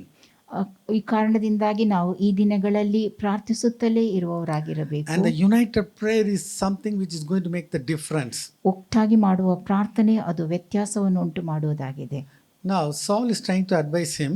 ಇಲ್ಲಿ ಸೌಲನು ಈ ರೀತಿಯಾಗಿ ಆತನಿಗೆ ಬೋಧಿಸುತ್ತಾನೆ. Oh, Goliath is a warrior from his youth. ಗೊಲ್ಯಾತನು ತನ್ನ ಸಣ್ಣ ಪ್ರಾಯದಿಂದಲೇ ಚಿಕ್ಕಂದಿನಲ್ಲೇ ಯುದ್ಧ ವೀರನಾಗಿದ್ದನು. But you are a small boy. ನೀನು ಚಿಕ್ಕ ಹುಡುಗನಾಗಿದ್ದಿ. And that time, David is telling his example. ಆ ಸಮಯದಲ್ಲಿ ದಾವೀದನು ತನ್ನ ಉದಾಹರಣೆಯನ್ನು ಕೊಡುತ್ತಾನೆ. Let's read 34-35. ವಚನ 34-35 ಓದುವ. And David said to Saul, "Thy servant kept his father's sheep, and there came a lion and a bear and took a lamb out of the flock. And I went out after him and smote him and delivered it out of his mouth. And when he arose against me, I caught him by his beard and smote him and slew him." First he protected the lamb from the mouth of the lion and the bear. ಸಿಂಹ ಹಾಗೂ ಕರಡಿಯ ಬಾಯಿಂದ ಆತನು ತನ್ನ ಕುರಿಗಳನ್ನು ರಕ್ಷಿಸಿದ್ದನು. And what did the lion do? Simha ಮಾಡಿದ್ದೇನು? When it rose against me, I caught him by the beard and smote him and slew him. ಅದು ಹಿಂತಿರುಗಿ ನನ್ನ ಮೇಲೆ ಬಿದ್ದರೆ ಅದನ್ನು ಗದ್ದ ಹಿಡಿದು ಬಡಿದು ಕೊಂದು ಹಾಕುತ್ತಿದ್ದೇನೆ. So this is the works of the devil. ಇದು ಸೈತಾನನ ಕಾರ್ಯವಾಗಿದೆ. When you want to do something against, when you want to do something for God, he will try to come against you. ನೀವು ದೇವರಿಗಾಗಿ ಏನನ್ನಾದರೂ ಮಾಡಬೇಕೆಂಬುದಾಗಿ ಬಯಸಿದಾಗ ಆತನು ನಿಮ್ಮ ವಿರೋಧವಾಗಿ ಬರುತ್ತಾನೆ. But like the way David defeated the enemy, we can easily defeat the devil. ಯಾವ ರೀತಿಯಾಗಿ ದಾವೀದನು ತನ್ನ ವೈರಿಯನ್ನು ಸೋಲಿಸಿದ್ದನು ಅದೇ ರೀತಿಯಾಗಿ ನಾವು ಕೂಡ ಸೈತಾನನನ್ನು ಸೋಲಿಸಲು ಸಾಧ್ಯ. Right. Now let's come to verse 36. ವಚನ 36. Thy servant slew both the lion and the bear, and this uncircumscribed Philistine shall be as one of them, seeing he had defiled the armies of the living God. So he makes a very beautiful comparison here. ಇಲ್ಲಿ ಒಂದು ಸುಂದರವಾದ ಹೋಲಿಕೆಯನ್ನು ಆತನು ಮಾಡುತ್ತಾನೆ. This uncircumcised Philistine shall be one of them. ಈ ಸುನ್ನತಿ ಇಲ್ಲದ ಫಿಲಿಸ್ಟಿನು ಕೂಡ ಅವರಲ್ಲಿ ಒಬ್ಬನಂತಿದ್ದಾನೆ. And he can be defeated. ಆತನನ್ನು ಸೋಲಿಸಲು ಸಾಧ್ಯ. So that's how he went into the battlefield. ಆ ರೀತಿಯಾಗಿ ಆತನು ಯುದ್ಧರಂಗಕ್ಕೆ ಹೋಗುತ್ತಾನೆ. Now Goliath is coming against him. ಈಗ ಗೊಲ್ಯಾತನು ಆತನ ವಿರೋಧವಾಗಿ ಬರುತ್ತಾನೆ. So what did David do? ದಾವೀದನು ಮಾಡಿದ್ದೇನು? David hasted and ran towards the Goliath. ದಾವೀದನು ವೇಗವಾಗಿ ಗೊಲ್ಯಾತನ ಬಳಿಗೆ ಓಡುತ್ತಾನೆ. And there was no sword with him. ಆತನ ಬಳಿ ಖಡ್ಗವಿದ್ದಿರಲಿಲ್ಲ. So he took the Philistine sword and killed his head. ಆತನು ಫಿಲಿಸ್ಟಿನ ಖಡ್ಗವನ್ನು ತೆಗೆದುಕೊಂಡು ಆತನ ಕುತ್ತಿಗೆಯನ್ನ ತುಂಡು So the ಮಾಡುತ್ತಾನೆ. point is that the battle belongs to the Lord. ಇಲ್ಲಿರುವಂತಹ ವಿಷಯ ಯುದ್ಧ ಫಲವು In ಯೆಹೋವನದಾಗಿರುವಂತಹ. the whole battle, God wants to talk to somebody. ಈ ಯುದ್ಧ ರಂಗದಲ್ಲಿ ದೇವರು ಯಾರೊಬ್ಬನೊಂದಿಗೂ ಮಾತನಾಡಲು ಬಯಸಿದ್ದನು. King Saul was there. ಅರಸನಾದ ಸೌಲನು ಅಲ್ಲಿದ್ದನು. There are so many other people were there. ಇನ್ನು ಅನೇಕ ಜನರು ಅಲ್ಲಿದ್ದರು. The call of God was there. ದೇವರ ಕರೆ ಅಲ್ಲಿದ್ದಿತ್ತು, but they were not willing to listen. ಆದರೆ ಅವರು ಅದನ್ನು ಕೀಳಲು ಸಿದ್ಧರಾಗಿರಲಿಲ್ಲ. But the young David was able to listen to the voice of God. ಆದರೆ ಕಿರಿಯನಾದ ದಾವೀದನು ದೇವರ ಸ್ವರವನ್ನು ಕೇಳಲು ಸಿದ್ಧನಾಗಿದ್ದನು, And that made all the difference. ಮತ್ತು ಅದು ಅಲ್ಲಿ ವ್ಯತ್ಯಾಸವನ್ನು ಉಂಟು ಮಾಡಿತು. So it's not our age or it's not our ability. ನಮ್ಮ ಪ್ರಾಯ ಅಥವಾ ನಮ್ಮ ಸಾಮರ್ಥ್ಯ ಅಲ್ಲ, So it is the anointing of God is going to make all the difference. ದೇವರ ಅಭಿಷೇಕ ವ್ಯತ್ಯಾಸವನ್ನು ಉಂಟು ಮಾಡುತ್ತದೆ. Right. Finally, I want to say a few words about Esther. ಎಸ್ತರಳ ಕುರಿತಾಗಿ ಕೊನೆಯದಾಗಿ ಕೆಲವೊಂದು ಸಂಗತಿಗಳನ್ನು ತಿಳಿಸುತ್ತೇನೆ. Who knows whether you have attained royalty for such a time as this? ಇಂಥ ಸಮಯಕ್ಕಾಗಿ ನೀನು ಪಟ್ಟಕ್ಕೆ ಬಂದಿರುತ್ತಿ, ಯಾರದನ್ನು ಬಲ್ಲರು? Okay. Now let's come to Esther chapter 2. Let's read verse 16 and 17. ಎಸ್ತರಳ 2ನೇ ಅಧ್ಯಾಯ ವಚನ 16 ಹಾಗೂ 17 ಓದುವ. So Esther was taken unto King Ahasuerus into his house, royal in the 10th month, which is the month of Tebeth, in the 7th year of his reign. And the king loved Esther above all the women, and she obtained grace and favor in his sight more than all the virgins, so that he set the royal crown upon her head and made her queen instead of Vasti. Amen. Esther has become a queen. ಎಸ್ತರಳು ರಾಣಿಯಾಗುತ್ತಾಳೆ. That day, if somebody would have asked her for a testimony, ಯಾರಾದರೂ ಆ ದಿನದಂದು ಸಾಕ್ಷಿಗಾಗಿ ಆತನನ್ನು ಕೇಳಿಕೊಂಡಿದ್ದಲ್ಲಿ Esther would have said, yes, I was an orphan. ಎಸ್ತರಳು ಹೀಗೆ ಹೇಳಿದ್ದಿರಬಹುದು, ನಾನೊಬ್ಬಳು ಅನಾಥೆಯಾಗಿದ್ದೆ, But God has lifted me up and I have become the queen now. ದೇವರು ನನ್ನನ್ನು ಮೇಲಕ್ಕೆತ್ತಿದ್ದನು, ನಾನೀಗ ರಾಣಿಯಾಗಿದ್ದೇನೆ. And God lifted up, me and, pushed down Vasti. ದೇವರು ನನ್ನನ್ನು ಮೇಲಕ್ಕೆತ್ತಿದ್ದನು ಮತ್ತು ವಷ್ಟಿಯನ್ನು ಕೆಳಕ್ಕೆ ದೊಬ್ಬಿದನು. Vasti was the queen. Vashti ರಾಣಿಯಾಗಿದ್ದಳು. But to make me as the queen, God pushed her down. I became the queen. ನನ್ನನ್ನು ರಾಣಿಯನ್ನಾಗಿ ಮಾಡಲು ದೇವರು ಆಕೆಯನ್ನು ಕೆಳಕ್ಕೆ ದೊಬ್ಬಿದ್ದನು, ಆ ಕಾರಣದಿಂದಾಗಿ ನಾನು ರಾಣಿಯಾದೆ ಎಂಬುದಾಗಿ She would have given a very powerful testimony. ಒಂದು ಬಲವಾದ ಸಾಕ್ಷಿಯನ್ನು ಆಕೆ ಕೊಡಬಹುದಾಗಿತ್ತು. But if you have asked Mordecai that day, ಆ ದಿನದಂದು ನೀವು ಮೊರ್ದೆಕಾಯಿಯನ್ನು ಕೇಳಿದ್ದರೆ, you would have said, no, this is not a time for her to give a testimony. ಸಾಕ್ಷಿ ನುಡಿಯುವುದಕ್ಕೆ ಕೊಟ್ಟಂತ ಸಮಯ ಇದಲ್ಲ ಎಂಬುದಾಗಿ ಆತನು ಹೇಳಬಹುದಾಗಿತ್ತು. God brought her to that position so that she has to do the will of God. ದೇವರ ಚಿತ್ತವನ್ನು ನೆರವೇರಿಸುವುದಕ್ಕಾಗಿ ದೇವರು ಆಕೆಯನ್ನು ಆ ಸ್ಥಾನಕ್ಕೆ ತಂದನು ಎಂಬುದು. Lot of people are in this position like Esther. ಎಸ್ತರಳಂತೆ ಅನೇಕರು ಸ್ಥಾನದಲ್ಲಿದ್ದಾರೆ. God has healed us.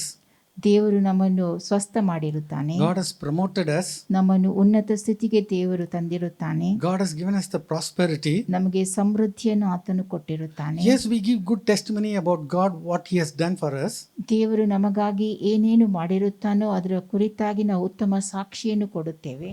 But we miss the call of God. ಆದರೆ ದೇವರ ಕರೆಯನ್ನು ನಾವು ಕಳಕೊಂಡಿದ್ದೇವೆ. Why God has brought us up so that we have to do the will of God in that place. ದೇವರು ಯಾಕೆ ನಮ್ಮನ್ನು ಆ ಸ್ಥಾನಕ್ಕೆ ತಂದಿದ್ದಾನೆ ಎಂಬುದಾಗಿ ಹೇಳಿದರೆ, ನಾವು ದೇವರ ಚಿತ್ತವನ್ನು ನೆರವೇರಿಸುವುದಕ್ಕೋಸ್ಕರವಾಗಿ. Because the ordinance is already gone, the Jewish people are going to be killed. ಅಲ್ಲಿ ಯೆಹೂದ್ಯರು ಕೊಲ್ಲಲ್ಪಡಬೇಕೆಂಬುದಾಗಿ ಅಪ್ಪಣೆ ಹೊರಟಿರುತ್ತದೆ. And they are telling Esther, ಮತ್ತು ಅವರು ಎಸ್ತರಳಿಗೆ ಹೀಗೆ ಹೇಳುತ್ತಾರೆ. but Esther says there is one law of his to put him to death if anybody without any permission entering into the courtyard of the king. ಎಸ್ತರಳು ಹೇಳುವಂತಹದ್ದು, ಅರಸನ ಸ್ಥಳಕ್ಕೆ ಪ್ರಕಾರಕ್ಕೆ ಯಾರಾದರೂ ಒಪ್ಪಿಗೆ ಇಲ್ಲದೆ ಹೋದಲ್ಲಿ ಅವರಿಗೆ ಮರಣದಂಡನೆ ಉಂಟಾಗುತ್ತದೆ ಎಂಬುದನ್ನು. And the king has not called me for the last 30 days. ಮತ್ತು ಅರಸನು ಕಳೆದ 30 ದಿನಗಳಿಂದ ನನಗೆ ಹೋಗುವುದಕ್ಕೆ ಆಮಂತ್ರಣ ನೀಡಲಿಲ್ಲ. So she is talking very practically, what are the practical issues. ಆಕೆ ಪ್ರಾಯೋಗಿಕವಾದ ಸಂಗತಿಗಳನ್ನು ಹೇಳುತ್ತಾಳೆ. She is saying very gently and saying that this is the reason I cannot come to the ministry. ಆಕೆ ಮೃದುವಾಗಿ ನಾನು ಸೇವೆಗಾಗಿ ಬಾರದೇ ಇರುವುದಕ್ಕೆ ಕಾರಣ ಇದು ಎಂಬುದಾಗಿ ತಿಳಿಸುತ್ತಾಳೆ. But Mordecai is not willing to accept that. ಆದರೆ ಮೊರ್ದೆಕಾಯಿ ಅದನ್ನು ಸ್ವೀಕರಿಸುವುದಿಲ್ಲ, ಒಪ್ಪುವುದಿಲ್ಲ. Let's read Esther 4 verse 13. ಎಸ್ತರಳು 4ನೇ ಅಧ್ಯಾಯ 13ನೇ ವಚನವನ್ನು ಓದುವ. Then Mordecai commanded to answer Esther, think not with thyself that thou shalt escape in the king's house more than all the Jews. Verse 14 also. For if thou altogether holdest thy peace at this time, then shall there Then shall there enlargement and deliverance arise to the Jews from another place. But thou and thy father's house shall be destroyed. And who knoweth whether thou art come to the kingdom for such a time as this? Who knoweth whether thou art come to the kingdom for such a time as this? ನೀನು ಇಂಥ ಸಂದರ್ಭಕ್ಕಾಗಿಯೇ ಪಟ್ಟಕ್ಕೆ ಬಂದಿರಬಹುದು, ಯಾರು ಬಲ್ಲರು. Yes, she was an orphan. God promoted her. ಆಕೆ ಅನಾಥೆಯಾಗಿದ್ದಳು, ದೇವರು ಆಕೆಯನ್ನ ಉನ್ನತ ಸ್ಥಾನಕ್ಕೆ ತಂದಿದ್ದನು. Yes, there was no vacancy. Yes, Vasti has to be removed and then only she can be put as the queen. ಅಲ್ಲಿ ಖಾಲಿ ಸ್ಥಾನವಿರಲಿಲ್ಲ. ವಷ್ಟಿಯನ್ನು ತೆಗೆದು ಹಾಕಿದ ಬಳಿಕವೇ ಆಕೆ ರಾಣಿಯಾಗಲು ಸಾಧ್ಯವಾಗಿತ್ತು. But why she became a queen? ಆದರೆ ಯಾಕೆ ಆಕೆ ರಾಣಿಯಾದಳು? She has to go and appeal before the king. ಆಕೆ ಹೋಗಿ ಅರಸನ ಮುಂದೆ ವಿಜ್ಞಾಪನೆ ಮಾಡಬೇಕಾಗಿತ್ತು. So that's how God is also promoting us. ಅದೇ ರೀತಿಯಾಗಿ ದೇವರು ನಮ್ಮನ್ನು ಉನ್ನತ ಸ್ಥಾನಕ್ಕೆ ಏರಿಸುತ್ತಾನೆ. God is lifting us. ನಮ್ಮನ್ನ ಮೇಲಕ್ಕೆತ್ತುತ್ತಾನೆ. What is the reason? ಕಾರಣವೇನು? We have to do the will of God. ನಾವು ದೇವರ ಚಿತ್ತವನ್ನು ನೆರವೇರಿಸಬೇಕೆಂಬುದಾಗಿ. Amen. Amen. Hallelujah. So when God promotes us, we cannot say, we cannot be satisfied. We cannot ignore the call of God. ದೇವರು ನಮ್ಮನ್ನು ಉನ್ನತ ಸ್ಥಾನಕ್ಕೆ ಏರಿಸುವಾಗ ನಾವು ಅಲ್ಲೇ ತೃಪ್ತರಾಗಿ ದೇವರ ಕರೆಯನ್ನ ನಿರ್ಲಕ್ಷ್ಯ ಮಾಡಲು ಸಾಧ್ಯವಿಲ್ಲ. Amen. Hallelujah. Now if Esther is not willing, God would have brought salvation to the people of Jews through some other source. ಒಂದು ವೇಳೆ ಎಸ್ತರಳು ಅದಕ್ಕೆ ಒಪ್ಪದೆ ಹೋದಲ್ಲಿ ಯೆಹೂದ್ಯರಿಗೆ ಬರಬೇಕಾದಂತ ರಕ್ಷಣೆಯನ್ನು ಬೇರೆ ಯಾರ ಮೂಲಕಲಾದರೂ ತರಲು ಶಕ್ತನಾಗಿದ್ದನು. But Esther knew there is a heavy price is to be paid. ಆದರೆ ಒಂದು ದೊಡ್ಡ ಬೆಲೆಯನ್ನ ತೆರಬೇಕಾಗಿತ್ತು. Amen. Hallelujah. Revival is not easy. ಉಜ್ಜೀವನ ಅದು ಸುಲಭವಾದುದಲ್ಲ. Harvest is not easy. ಬೆಳೆಯು ದೊರಕುವಂತಹದ್ದು ಸುಲಭವಲ್ಲ. A high, sacrifice is necessary from us. ನಮ್ಮಿಂದ ದೊಡ್ಡ ತ್ಯಾಗ ಅಗತ್ಯವಾಗಿದೆ. First we have to be united in our prayer. ಮೊತ್ತ ಮೊದಲು ನಾವು ಪ್ರಾರ್ಥನೆಯಲ್ಲಿ ಒಟ್ಟಾಗಿರಬೇಕು, ಏಕಮನಸ್ಸುಳ್ಳವರಾಗಿರಬೇಕು. Amen. God has blessed all of us. ದೇವರು ನಮ್ಮೆಲ್ಲರನ್ನು ಆಶೀರ್ವದಿಸಿರುತ್ತಾನೆ. Even though this lockdown and so many things were there, in the midst of everything, God has blessed all of us. ಈ lockdown ಹಾಗೂ ಅನೇಕ ಸಂಗತಿಗಳ ಮಧ್ಯೆಯೂ ದೇವರು ನಮ್ಮೆಲ್ಲರನ್ನು ಆಶೀರ್ವದಿಸಿರುತ್ತಾನೆ. Yes or no? ಹೌದು ಅಲ್ಲವೋ? Yes. And you have, something great to do for the kingdom of God. ಮತ್ತು ದೇವರ ರಾಜ್ಯಕ್ಕಾಗಿ ನೀವು ವಿಶೇಷವಾದ ಕಾರ್ಯವನ್ನು ನಡೆಸಬೇಕಾಗಿದೆ. God has done all these things so that you have to do something great for him. ದೇವರು ಇವೆಲ್ಲವನ್ನ ಮಾಡಿರುವಂತಹದ್ದು ನೀವು ಆತನಿಗೋಸ್ಕರವಾಗಿ ದೊಡ್ಡ ಕಾರ್ಯವನ್ನು ಮಾಡಬೇಕೆಂಬುದು. Amen. But the price is very heavy. ತೆರಬೇಕಾದಂತ ಬೆಲೆ ಬಹು ದೊಡ್ಡದಾಗಿದೆ. If a person is not called and if the person goes to the king's chambers, yes, the person can be killed. ಆಮಂತ್ರಣವಿಲ್ಲದೆ ರಾಜನ ಪ್ರಕಾರಕ್ಕೆ ಯಾರಾದರೂ ಹೋದಲ್ಲಿ ಅವರಿಗೆ ಮರಣದಂಡನೆ ಉಂಟಾಗುತ್ತಿತ್ತು. But now this is what finally Esther has to agree. ಕೊನೆಯದಾಗಿ ಎಸ್ತೇರಳು ಅದಕ್ಕೆ ಒಪ್ಪಬೇಕಾಯಿತು. Let's read verse 16. ವಚನ 16. Go gather together all the Jews that are present in Shushan, and fast ye for me, and neither eat nor drink 3 days, night or day. I also and my maidens will fast likewise, and so will I go in unto the king, which is not according to the law, and if I perish, I perish. Now she is a queen. ಆಕೆ ರಾಣಿಯಾಗಿದ್ದಳು. Everything is available. ಎಲ್ಲವೂ ಲಭ್ಯವಾಗಿತ್ತು. All excellent food is available. ಉತ್ತಮವಾದ ಆಹಾರವು ಆಕೆಗೆ ಲಭ್ಯವಾಗಿತ್ತು. But she has to sacrifice everything and she has to fast now. ಆಕೆ ಎಲ್ಲವನ್ನೂ ತ್ಯಾಗ ಮಾಡಿ ಈಗ ಉಪವಾಸ ಮಾಡಬೇಕಾಯಿತು. So she is a Jewish girl. ಆಕೆ ಯೆಹೂದ್ಯಳಾಗಿದ್ದಳು. So she knew what is fasting and prayer. ಉಪವಾಸ ಮಾಡಿ ಪ್ರಾರ್ಥಿಸುವುದೇನು ಎಂಬುದು ಆಕೆಗೆ ತಿಳಿದಿತ್ತು. She is taking just 3 days full fasting. 3 ದಿನಗಳ ಕಾಲದ ಪೂರ್ಣ ಉಪವಾಸವನ್ನು ಆಕೆ ಕೈಗೊಳ್ಳುತ್ತಾಳೆ. Without drinking, without eating. ಏನು ತಿನ್ನದೆ ಏನು ಕುಡಿಯದೆ. It's very difficult. ಇದು ಬಹಳ ಕಷ್ಟಕರವಾದುದು. But she knew that she has to pay a high price. ದೊಡ್ಡ ಬೆಲೆಯನ್ನು ಆಕೆ ತೆರಬೇಕಾಗಿದೆ ಎಂಬುದು ಆಕೆಗೆ ತಿಳಿದಿತ್ತು. Because when she fasted, that is the time the king was not able to sleep. ಆಕೆ ಉಪವಾಸ ಮಾಡಿದ ಸಮಯದಲ್ಲಿ ಅರಸನು ನಿದ್ರಿಸುವುದು ಸಾಧ್ಯವಾಗದೆ ಹೋಯಿತು. Haman has come to destroy Mordecai, and the same way that same Haman is standing there. To him the king gives the order to honor Mordecai.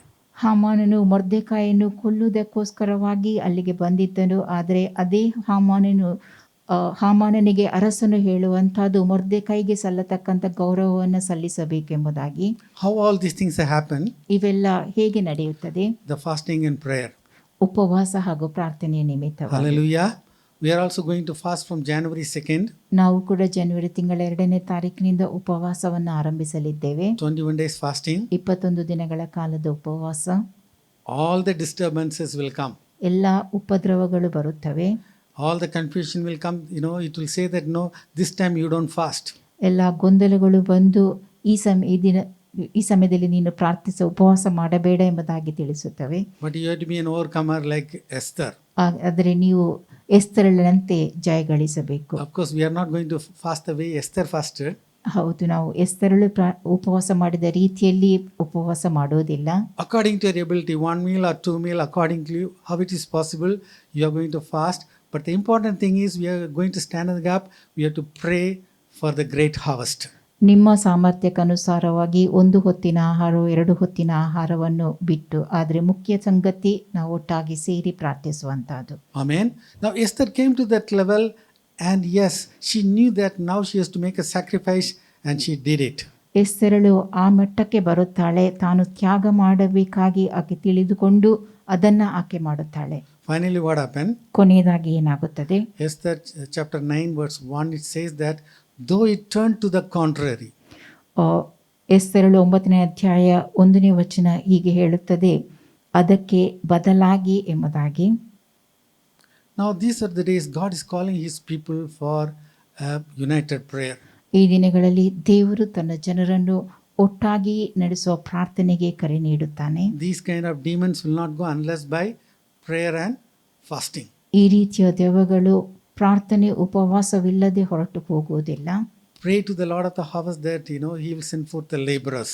ಕೆಲಸಗಾರರನ್ನು ಕಳುಹಿಸಿಕೊಡುವಂತೆ ಸುಗ್ಗಿಯ ದೇವರನ್ನು ಬೇಡಿಕೊಳ್ಳಿರಿ ಎಂಬುದಾಗಿ ಸತ್ಯವೇದ ತಿಳಿಸುತ್ತದೆ. Nehemiah thought he is in the government job and he is in the palace, so God is going to send somebody else. ನೆಹೆಮೀಯನು ಭಾವಿಸಿಕೊಂಡಿದ್ದದ್ದು ತಾನು ಸರಕಾರದ ಉದ್ಯೋಗದಲ್ಲಿದ್ದೇನೆ, ಅರಸನ ಅರಮನೆಯಲ್ಲಿ ಇದ್ದೇನೆ, ನಾನು ಲಭ್ಯವಾಗಿಲ್ಲ ಎಂಬುದಾಗಿ. But 4 months he fasted and prayed, and that prayer has totally changed him. 4 ತಿಂಗಳುಗಳ ಕಾಲ ಆತನು ಉಪವಾಸ ಮಾಡಿ ಪ್ರಾರ್ಥಿಸುತ್ತಾನೆ. ಆ ಪ್ರಾರ್ಥನೆ ಆತನನ್ನು ಬದಲಾಯಿಸುತ್ತದೆ. So in this revival, God is calling the young people also. ಈ ಉಜ್ಜೀವನದಲ್ಲಿ ದೇವರು ಯವನಸ್ಥರನ್ನು ಕೂಡ ಕರೆಯುತ್ತಾನೆ. Like David, those who can listen to the voice of God, yes, God is going to use them. ದಾವೀದನಂತೆ ಯಾರು ದೇವರ ಸ್ವರಕ್ಕೆ ಕಿವಿಗೊಡಲು ಸಾಧ್ಯವೋ ಅವರನ್ನು ದೇವರು ಕರೆಯುತ್ತಾನೆ. And God is calling the Esthers also. ಮತ್ತು ದೇವರು ಎಸ್ತರಳಂತರುವವರನ್ನು ಕರೆಯುತ್ತಾನೆ. Yes, God has blessed us. ದೇವರು ನಮ್ಮನ್ನು ಆಶೀರ್ವದಿಸಿದ್ದಾನೆ. Why God has blessed us? ದೇವರು ಯಾಕೆ ನಮ್ಮನ್ನು We ಆಶೀರ್ವದಿಸಿದ್ದಾನೆ? have to do great exploits for the kingdom of God. ನಾವು ದೇವರ ರಾಜ್ಯಕ್ಕಾಗಿ ಮಹತ್ತರವಾದ ಕಾರ್ಯವನ್ನು ನಡೆಸುವುದಕ್ಕಾಗಿ. Let's close our eyes. ನಮ್ಮ ಕಣ್ಣುಗಳನ್ನು ಮುಚ್ಚುವ. Yes, the call is there. Whom shall I send to my people who will represent us? ಕರೆ ಇದೆ, ನನ್ನ ಜನರ ಬಳಿಗೆ ಯಾರನ್ನು ಕಳುಹಿಸಲಿ, ನಮ್ಮನ್ನು ಯಾರು ಪ್ರತಿನಿಧಿಸುತ್ತಾರೆ? Yes, you can say so many reasons. ನೀವು ಅನೇಕ ನೆಪಗಳನ್ನು ಒಡ್ಡಬಹುದು, but God is looking into you. ಆದರೆ ದೇವರು ನಿಮ್ಮನ್ನು ನೋಡುತ್ತಾ ಇದ್ದಾನೆ. Yes, Nehemiah was feeling, oh, he is not the person. ನೆಹೆಮೀಯನು ಭಾವಿಸಿದ್ದನು ಆ ವ್ಯಕ್ತಿ ತಾನಲ್ಲ ಎಂಬುದಾಗಿ. But his fasting prayer totally changed him. ಆದರೆ ಆತನು ಮಾಡಿದ ಉಪವಾಸ ಪ್ರಾರ್ಥನೆ ಆತನನ್ನು ಸಂಪೂರ್ಣವಾಗಿ ಬದಲಾಯಿಸಿತು. Esther thought she was the queen. ಎಸ್ತರಳು ಭಾವಿಸಿದ್ದು ತಾನು ರಾಣಿಯಾಗಿದ್ದೇನೆ ಎಂಬುದಾಗಿ. But finally, when Mordecai said, she understood that yes, she has come to that position to go and represent before the king. ಕೊನೆಯದಾಗಿ ಮೊರ್ದೆಕಾಯಿ ಆಕೆಗೆ ತಿಳಿಸಿದಾಗ ಆಕೆ ತಿಳುಕೊಂಡದ್ದು ತಾನು ಪಟ್ಟಕ್ಕೆ ಬಂದಿರುವಂತಹದ್ದು ಇಂಥ ಸಮಯಕ್ಕಾಗಿ ಅರಸನ ಬಳಿಗೆ ಹೋಗಿ ಮನವಿ ಮಾಡುವುದಕ್ಕಾಗಿ. God is raising up a generation for united prayer. ಒಟ್ಟಾಗಿ ಸೇರಿ ಮಾಡುವ ಪ್ರಾರ್ಥನೆಗೆ ದೇವರು ಜನರನ್ನು ಎಬ್ಬಿಸುತ್ತಿದ್ದಾನೆ. How the united prayer is possible? ಒಟ್ಟಾಗಿ ನಡೆಸೋ ಪ್ರಾರ್ಥನೆ ಹೇಗೆ ಸಾಧ್ಯವಾಗುತ್ತದೆ? We have to humble ourselves. ನಮ್ಮನ್ನು ನಾವು ತಗ್ಗಿಸಿಕೊಳ್ಳಬೇಕು. When we humble ourselves and we join together and when we pray, and that's where God is going to do great and mighty things. ನಮ್ಮನ್ನು ನಾವು ತಗ್ಗಿಸಿಕೊಂಡು ಜೊತೆಯಾಗಿ ಸೇರಿ ಪ್ರಾರ್ಥಿಸುವಾಗ ದೇವರು ಮಹತ್ತರವಾದ ಕಾರ್ಯವನ್ನು ನಡೆಸುತ್ತಾನೆ. What is your response to God?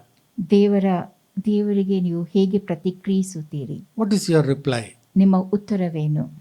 Loving Heavenly Father, Lord, we come to the throne of grace. ಪರಲೋಕದ ಪ್ರಿಯ ತಂದೆ, ನಾವು ಕೃಪಾಸನದ ಬಳಿಗೆ ಬಂದಿದ್ದೇವೆ. Lord, we hear the call of the heavenly calling.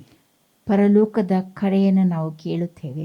Whom shall I send to my people who will go to represent us? ನನ್ನ ಜನರ ಬಳಿಗೆ ನಾನು ಯಾರನ್ನು ಕಳುಹಿಸಲಿ? ನಮ್ಮನ್ನು ಪ್ರತಿನಿಧಿಸಲು ಯಾರು ಹೋಗುವರು? Yes, we are available, Master. ಹೌದು ತಂದೆ, ನಾವು ಲಭ್ಯರಾಗಿದ್ದೇವೆ. Yes, Lord, we totally submit ourselves before you. ಹೌದು ತಂದೆ, ನಾವು ನಮ್ಮನ್ನು ಸಂಪೂರ್ಣವಾಗಿ ನಿನ್ನ ವಶಕ್ಕೆ ಒಪ್ಪಿಸಿಕೊಡುತ್ತೇವೆ. We cannot give any lame excuses. ಯಾವುದೇ ಕೆಟ್ಟ ನೆಪವನ್ನು ಒಡ್ಡಲು ಸಾಧ್ಯವಿಲ್ಲ. Lord, we have to stand in the gap. We have to pray, Lord. Lord, we are available. ಒಡಕಿನಲ್ಲಿ ನಿಂತು ನಾವು ಪ್ರಾರ್ಥಿಸಬೇಕಾಗಿದೆ. ನಾವು ಲಭ್ಯರಾಗಿದ್ದೇವೆ. Lord, we want to do your perfect will.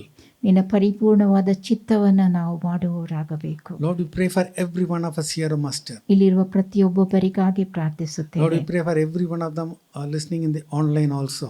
ಆನ್ಲೈನ್ನಲ್ಲಿ ವೀಕ್ಷಿಸುತ್ತಿರುವ ಪ್ರತಿಯೊಬ್ಬೊಬ್ಬರಿಗಾಗಿಯೂ ಪ್ರಾರ್ಥಿಸುತ್ತೇವೆ. Yes, Lord, let them submit themselves to your perfect will. ನಿನ್ನ ಪರಿಪೂರ್ಣ ಚಿತ್ತಕ್ಕೆ ಅವರು ತಮ್ಮನ್ನು ತಾವು ಒಪ್ಪಿಸಿಕೊಡಲಿ. Let them do great exploits for the kingdom of God. ದೇವರ ರಾಜ್ಯಕ್ಕಾಗಿ ಮಹತ್ತರವಾದ ಕಾರ್ಯವನ್ನು ನಡೆಸುವವರು ಅವರಾಗಲಿ. In the wonderful name of Jesus we pray. ಯೇಸುವಿನ ಅದ್ಭುತವಾದ ನಾಮದಲ್ಲಿ ನಾವು ಪ್ರಾರ್ಥಿಸುತ್ತೇವೆ. Amen. Amen. Amen. When peace like a river attended my way, when sorrows like sea billows roll,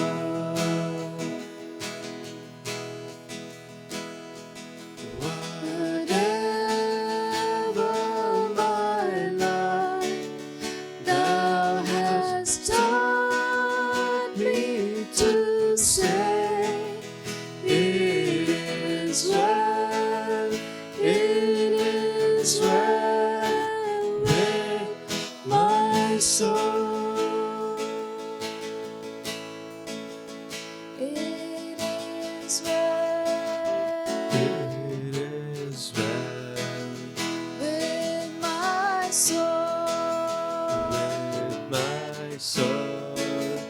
It is well with my soul.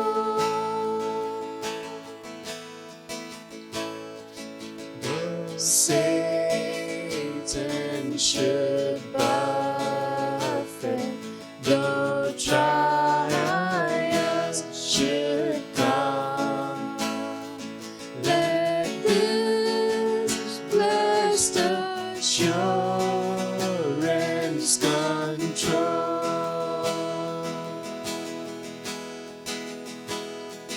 that Christ hath regarded my helpless estate, and hath shed his own blood for my soul. It is well with my soul. It is well with my soul.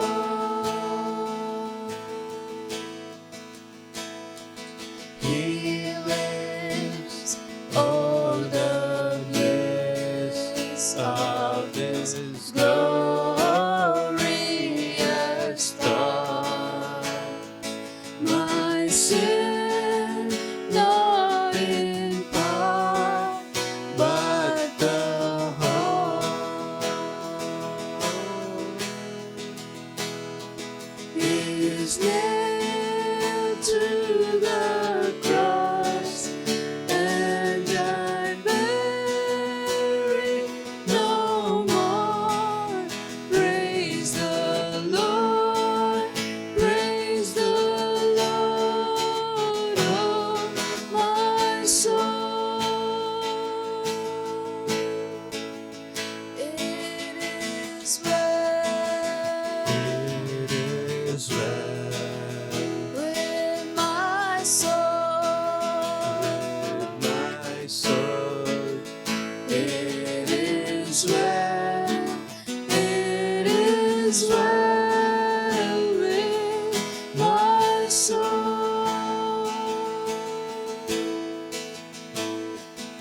And Lord, haste the day when our faith shall be sight. The clouds be rolled back as a scroll. The trumpet shall sound, and the Lord shall descend. Even so, it is well with my soul. It is well, it is well with my soul, with my soul. It is well, it is well with my soul. It is well, it is well with my soul. It is well, it is well with my soul.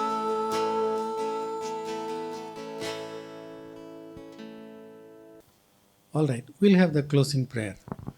நல்ல பிதாவே, நன்றி தகப்பனே. கிருபையினால் எங்களுக்கு இறங்கி இந்த மதத்திலும் தகப்பனே உம்முடைய சமூகத்தில் வரவும், உம்முடைய வார்த்தைகளை கேட்கவும், உம்முடைய அழைப்பை கேட்டவர்களாக திரும்பி செல்லவும் கிருபை பாராட்டிருக்கீங்க. நன்றி தகப்பனே. ஏசப்பா, வேலையோ மிகுதி, அறுப்போ மிகுதி, வேலையாட்களை கொஞ்சம். பிதா அறுப்புக்கு வேலையாட்களை அனுப்பும்படிக்கு வேண்டிக் கொள்ளுங்கள் என்று சொல்லப்பட்டிருக்கல தகப்பனே. ஏசப்பா, இன்று தகப்பனே 3 விதமான சம்பவங்கள் மூலமாக உம்முடைய அழைப்பை பெற்றுக்கொண்டோம் தகப்பனே. ஏசப்பா, உம்முடைய அழைப்பை பெற்றுக்கொண்ட நாங்கள் அதை உதாசீனப்படுத்தாதபடிக்கு உம்முடைய சமயத்துக்கு நீர் எங்களை உயர்த்தும்படிக்கு உம்முடைய கரத்தில் ஒப்பு கொடுக்கிறோம் தகப்பனே. ஏசப்பா, நீ செய்ய நினைத்தது ஒன்றும் தடைபடாது என்பதை நாங்கள் அறிந்திருக்கிறோம் தகப்பனே. காலங்களை நேரங்களை மாற்றுகிறவர் நீர் தகப்பனே. ராஜாக்களை தள்ளி ராஜாக்களை ஏற்படுத்துகிறவர் தகப்பனே. உமக்கு சுத்தமானவனை எழுப்புவது உமக்கு லேசான காரியம் தகப்பனே. ஹல்லேலூயா. ரீபா லாரா லாமா ரக்கன் தா ரிக்கன் தா லா ரா லா மா ரக்கன் தா லா ரா லா பா ரக்கன் தா. அன்று ஸ்தேவானை நீர் எழுப்பின போது தகப்பனே உம்முடைய சமூகத்துக்கு ஒரு பெரிய சாட்சியாக இருந்தான் அல்லவா தகப்பனே. அதுபோல மகிமையை கண்டு சாட்சிகளை நீர் எழுப்ப போவதற்காக நன்றி தகப்பனே. உலகெங்கும் போய் சர்வ சிருஷ்டிக்கும் சுவிசேஷத்தை பிரசங்கியுங்கள் என்று கட்டளை கொடுத்த நீர் தகப்பனே. அதை ஏசப்பா, அதை உம்முடைய அழைப்பை ஏற்றுக்கொண்டவர்களுக்கு வைத்திருக்கிற பந்தய பொருளை பெற்றுக்கொள்ள முடியாத ஜனங்களை நீர் ஏற்படுத்தி கொண்டு இருக்கிறீர்கள். அதுக்காக நன்றி தகப்பனே. ஏசப்பா, உம்முடைய சமூகத்தை ருசி பார்த்தவர்களா ஏசப்பா, உம்முடைய சமூகத்தின் அம்பாசிடர்ஸாக தகப்பனே, உம்முடைய மகிமையை சுமந்து சொல்கிற குளோரி கேரியர்ஸாக மக்களை ஏற்படுத்தி கொண்டு இருக்கிறீர்கள். அதுக்காக நன்றி தகப்பனே. உம்முடைய சமயத்திலே தகப்பனே, உம்முடைய காலத்திலே, உம்முடைய திட்டமான சமயத்திலே ஏசப்பா, இந்த காரியங்களை நீர் நிறைவேற்ற வல்லவராக இருக்கிறபடியால் நன்றி தகப்பனே. ஒரு கூட்டம் ஜனங்களை ஆயத்தப்படுத்தி முடிவில் நித்திய ராஜ்யத்தை சுதந்திரித்துக் கொள்வதற்கு எங்களை நீர் ஏற்படுத்தி கொண்டு இருக்கிறபடியால் நன்றி தகப்பனே. எங்களுக்கல்ல கத்தாவை, எங்களுக்கல்ல உம்முடைய நாமத்துக்கு மகிமையட்டும் கத்தாவை. குதிரை யுத்த நாளுக்கு ஆயத்தப்படுத்தப்படும், ஜெயமோ கர்த்தரால் வரும். ஆமேன், ஆமேன், ஆமேன். உம்முடைய நாம மகிமைக்கென்று இயேசப்பா எழுந்து பிரகாசிக்க நீர் கிருபை வரடி இருக்கிறபடியே நன்றி தாப்பனே. கிருபையினால் பாதுகாத்துக் கொள்ளும் மீட்போம் ஜெபங்கள் நல்ல பிதாவே, ஆமென். Amen. Now unto him who is able to keep us from falling, our Lord Jesus Christ, who is the coming King, the love of the Father, the fellowship of the Holy Spirit, be with us now and forevermore. Amen. Hallelujah. Hallelujah. Hallelujah. Hallelujah. Hallelujah. Hallelujah. God bless you all. Amen.